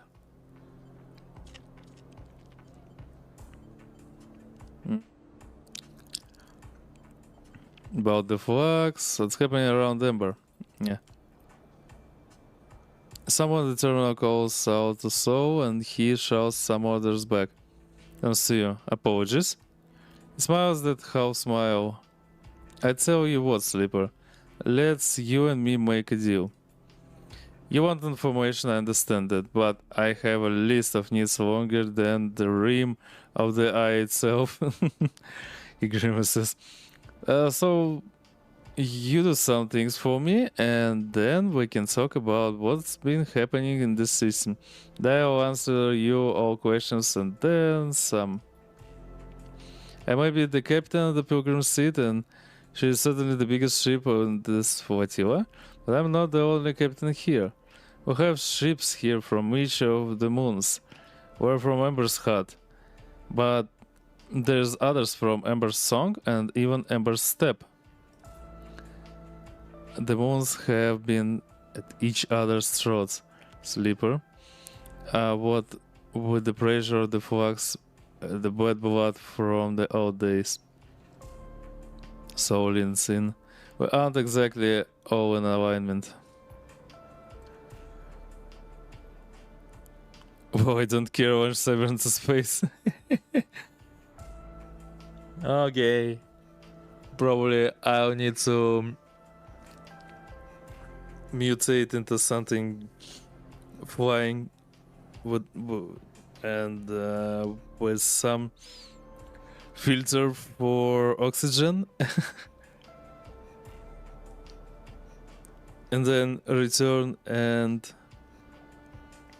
step on the whole crew and Mr. Beast himself. What I need is a way to stop things escalating, for the crews on the ships and their captains to feel happy and comfortable enough to forget all rivalries and past crimes. Range said something. Who knows, maybe no one will save you. Maybe.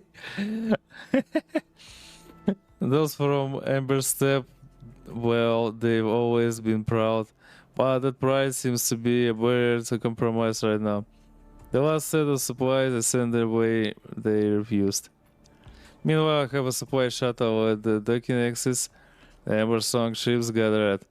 But they have taken far too many cycles to unload. Maybe if you are heading that way, you can look in on them. I'm not politician, Sleeper, but if I don't... So stops. He leans back and flexes. His suit screeching, he groans a little, and you see the weight of the flotilla sitting on his shoulder. The suit is the only thing keeping him vertical beneath all the pressure. Look, you'll see for yourself if you go. Meet the other Sleeper, see what they need. Keep them aligned. He speaks through the pain. His voice clipped. Are you okay? Not really, but as long as this thing holds, he grimaces. I hope. So grits his teeth. You are what you appear to be, Sleeper. He smiles his half smile, despite the pain. Because I'm not sure I can take any more bad news. Plus, there's plenty to be done here on the Pilgrim seat too. If you have a moment to pitch in, there's never enough around here. That's something I have learned the hard way. So settles onto his cane, the pain visibly receding. Alright, I have 1,000 things to attend to now. Sleeper, so you have to find your own way out. And with that, Soul sits at his terminal with slow and careful movements. You head back down in the freight elevator, and as you do, you see again the layers and the layers of chaotic life this vessel and all the vessels of the Flotilla hold. Oh, and Mel. Study the FLUX, Flotilla support.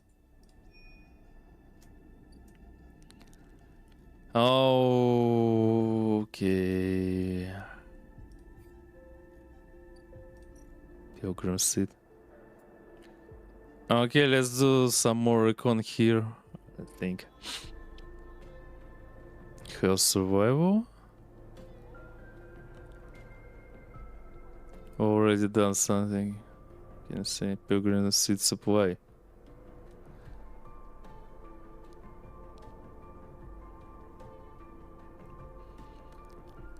Okay, we can. Let me take a look. What will happen? Oh. Seat spots, even so, the ownership requires help, but figuring out what jobs need doing first and who to help to is a challenge. Peale.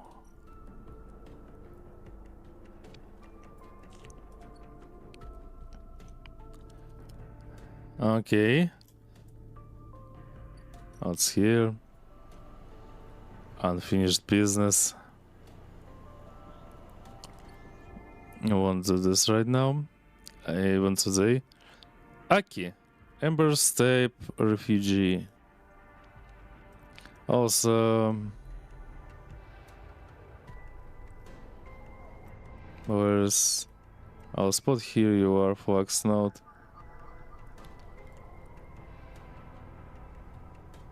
The sun flickers in and out, its position shifting slightly each time. Should we start this thing? I'm not sure. I am afraid to...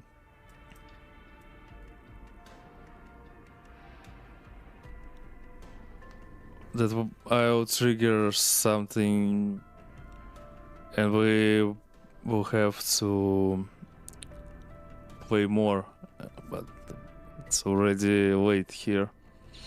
So let's talk to Aki.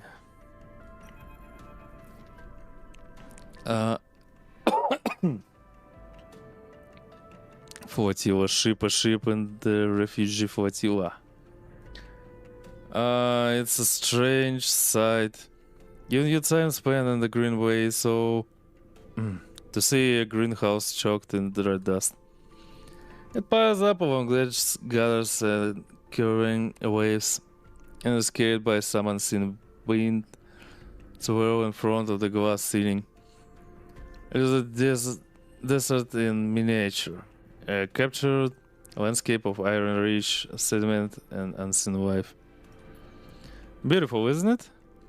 The remark comes from another figure standing at the viewing window so quietly that you hadn't noticed them. Did it just arrive? Or were they here before you were? The close, swaddled form reveals little. Looks dead. It is. You see nothing. You catch a glimpse of a pale face among the thick material, dark eyes glittering in the red reflected light. Oh. Oh.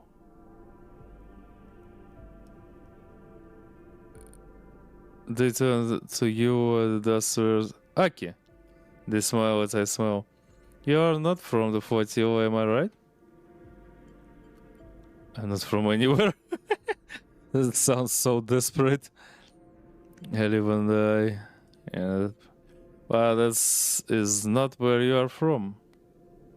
There's into a greenhouse. Everyone's from somewhere, whether they wish to be or not. The red dust glitters in her eyes. Okay, at least now we know your pronouns. Yeah, she looks pretty cool. Love the colors.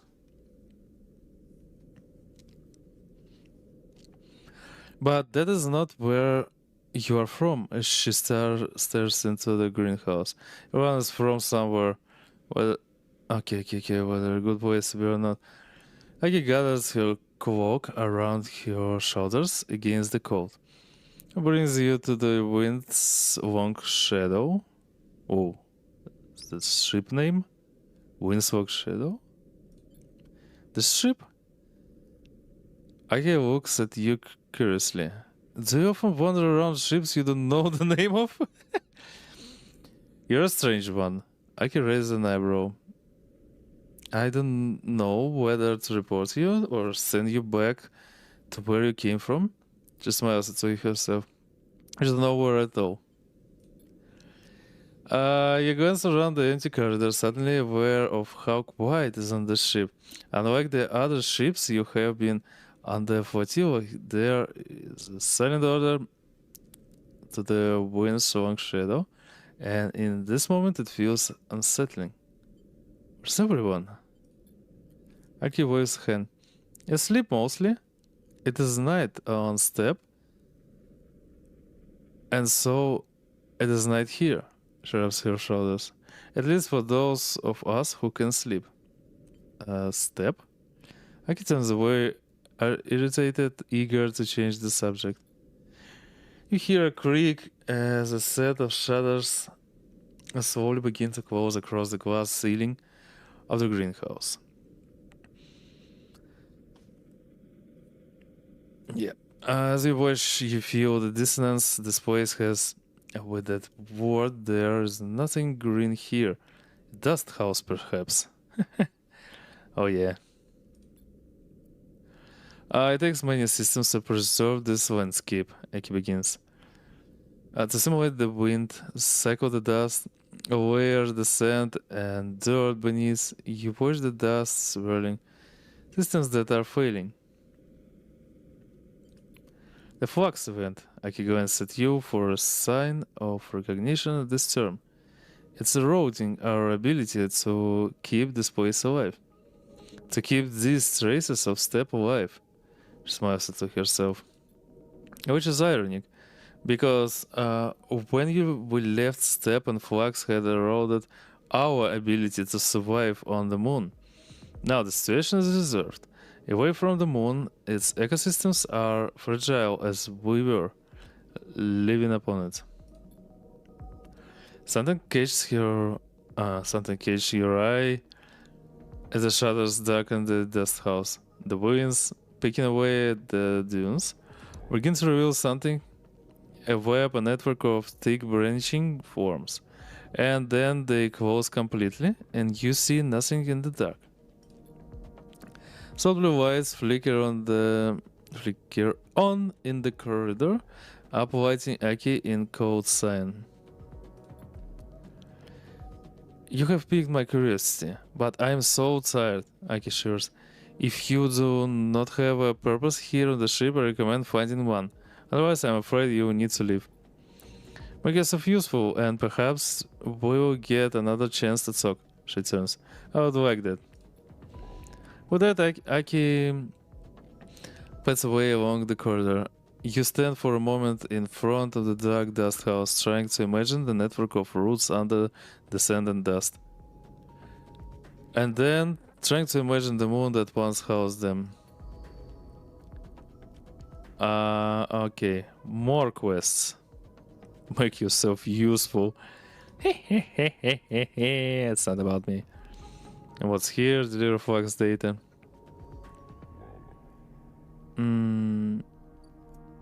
Okay, let's finish the cycle.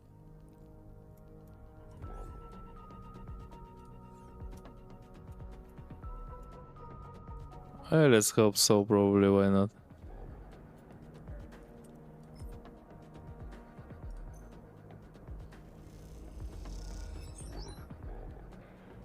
We can finish 1, 2, 3, 4 mushrooms.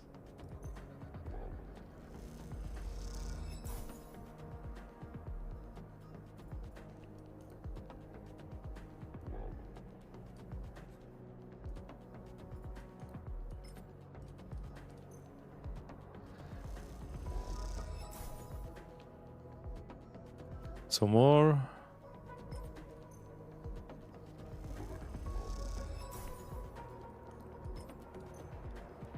Why not? Yay. Okay, so finds you deep in the layers of the pilgrim seat, working on a patch for wives. Oh, wait a second.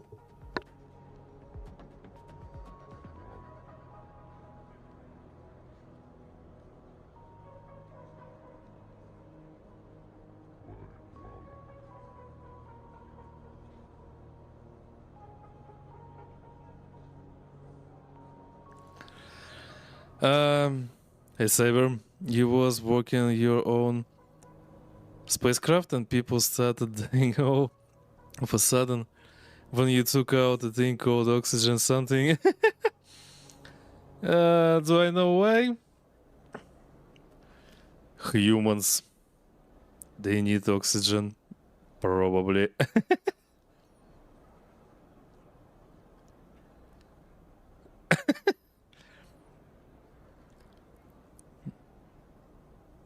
But next time, ask other people around before you taking out something from your ship. I hear him coming. He's used hissing as he does. I had to ask around to find you. He smiles. Seems you know the place better than me these days. Doubt it. So nuts. I was on the war crew that built this thing, so maybe you are right. He winks. So holds out a hand. Stand up and let me see you. He pulls you to your feet. I don't believe we ever had a sleeper on Ember's hut. So looks you up and down. You sure do make me wish we had. Could have done with a few workers as good as you. Thank you. So notes, you're welcome. So I gotta go. You gotta go. You took something out called fuel something something. Your spacecraft currently you're in started to go back to Earth at the fast rate. Oh, wait, what?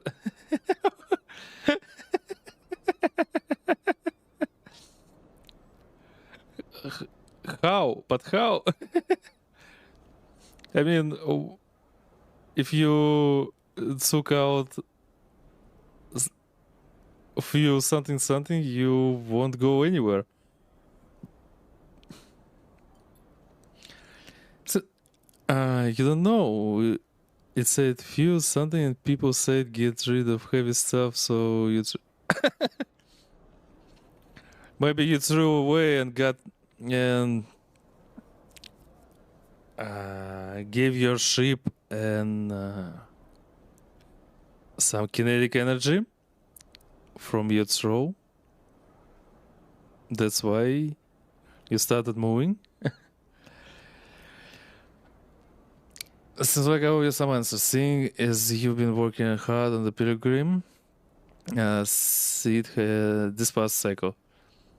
He leans against the crate, his suit creaking. What do you want to know about? You know. Ember's hut, the flux.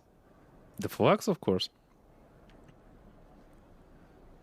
Everyone's calling you a moron and asked how a monkey became a spacecraft pilot. And now blaming you for the spacecraft failing or falling. How rude. Poor monkey. Probably now you know more about responsibility.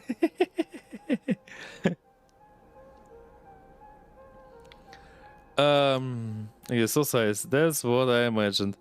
Scratched his bread. I can't say I'm an expert, but I can tell you what we witnessed on hut. At first we ignored it.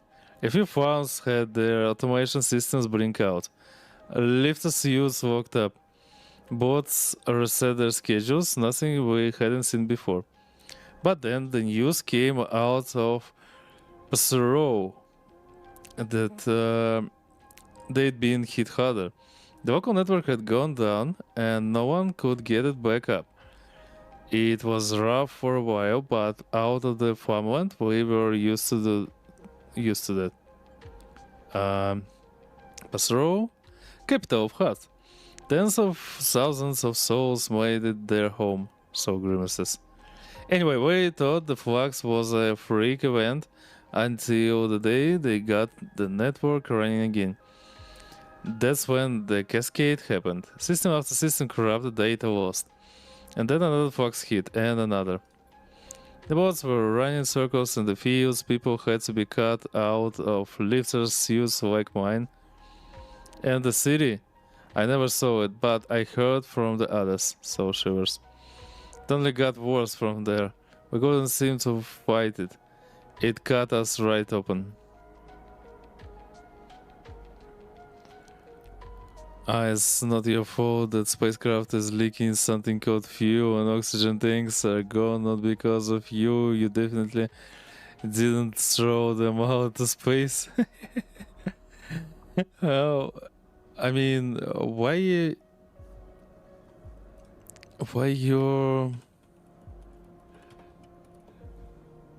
readings are changing? Why they're changing that often? Monkey? Can I trust you? Can I trust the monkey?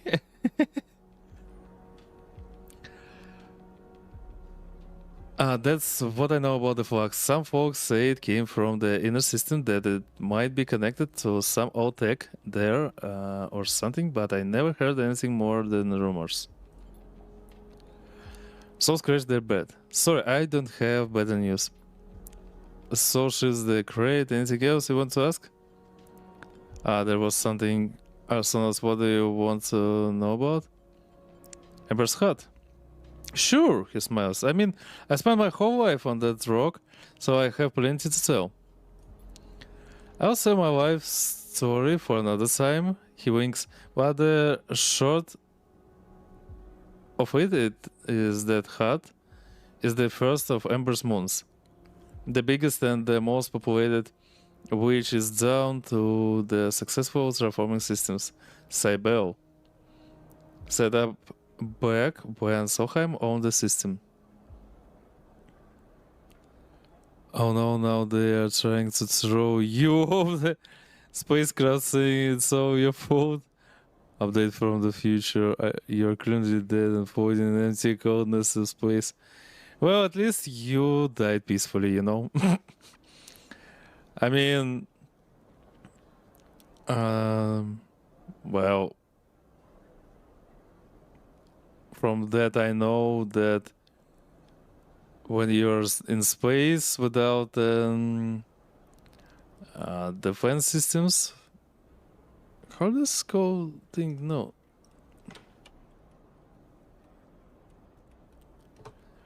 Without a spacesuit, you are just dying of cold and asphyxia, and you are just falling asleep.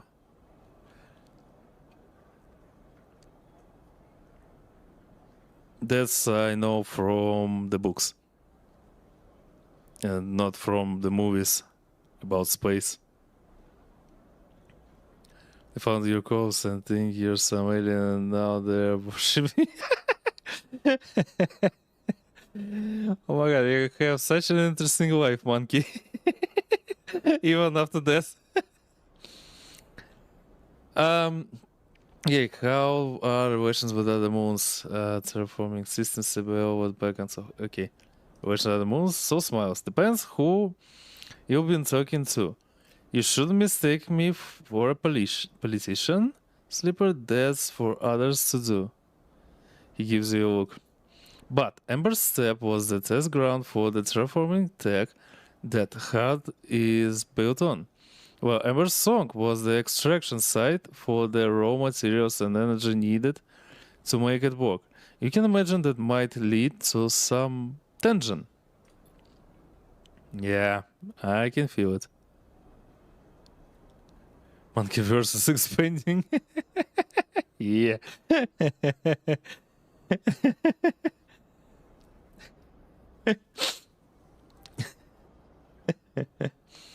However, so holds up a hand, despite what people might say, Hut was never fully stable. So shakes his head. Cyber liked to talk it up, but after they pulled out and Solheim left, our people discovered they'd have to keep the systems running themselves, or the place would soon end up as dry as step. Hut was good as long as the evaporators kept running, kept filling our skies with clouds. Oh, it's like Mars colonization, by the way, from Total Recall book and movie as well. Even after the collapse, our people kept those things going, turning the subsurface ocean into a periwinkle blue sky. So smiles. Flux ended that though. And when they failed, the rains failed, and the harvest with it. So pauses. And soon you have a city without a way to feed itself. So shudders. That's when some of us made the decision to set out on this place, just as the pilgrim seat, and look for another future. So shifts on the screen. Anything else you want to ask? Oh, he said that he won't tell about history. You? So, Scusi, you want to know about me? Not sure that was part of the deal. I was thinking of Sleeper. Unless you're asking about this? He raps on the metal of his suit. In case you haven't guessed, this is the only thing keeping me vertical. He adjusts a shoulder piece. It's a lifted suit made for walking the fields. We had to modify it so I could walk around after the accident. Update from future yet again. You started bored and now have a religion worshiping you called Alien Kiss? Alenka. Alenkis. And they started attacking other religion. Oh my god. So sounds like you have a crusade over there.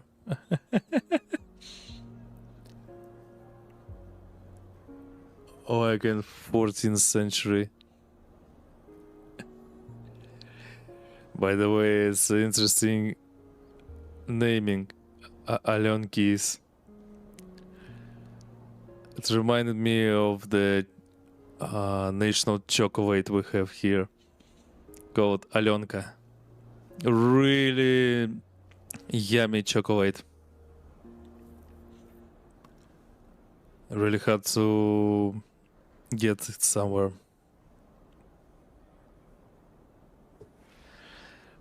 And that's all my saying, Sleeper, because to be honest with you, I don't owe you more than that. You want to know about the flux, about Ember's heart? Go ahead, but don't pry into my life and I won't pry into yours. Okay. So let's the silent seat staring hard at the floor. The suit seems to loom over him, looking more like a burden than a support. With the bars around his head, you suddenly start to think of it is a cage. Look, I don't mean to be rude, let's leave it there. There's too many eyes on me on this ship as it is, and I'd rather just slip into the background. Thank you very much. So she's great. Anything else you want to ask? I'm good for now. You sure? I'm sure. Saul stands flexing against the suit. He takes his cane in his hand. Keep it up, Sleeper. He smiles as he leaves. You're making me think I need to start making you plans for this place. But that's Saul leaves, and you wonder what he means. As he creaks away down the corridor, you can't help but feel there's more to him than it seems. Okay. Probably that's the last quest for today. Is it this? It's already 1 a.m. here. Yeah. Have to try to finish my work normally before my vacation, before those holidays, upcoming holidays.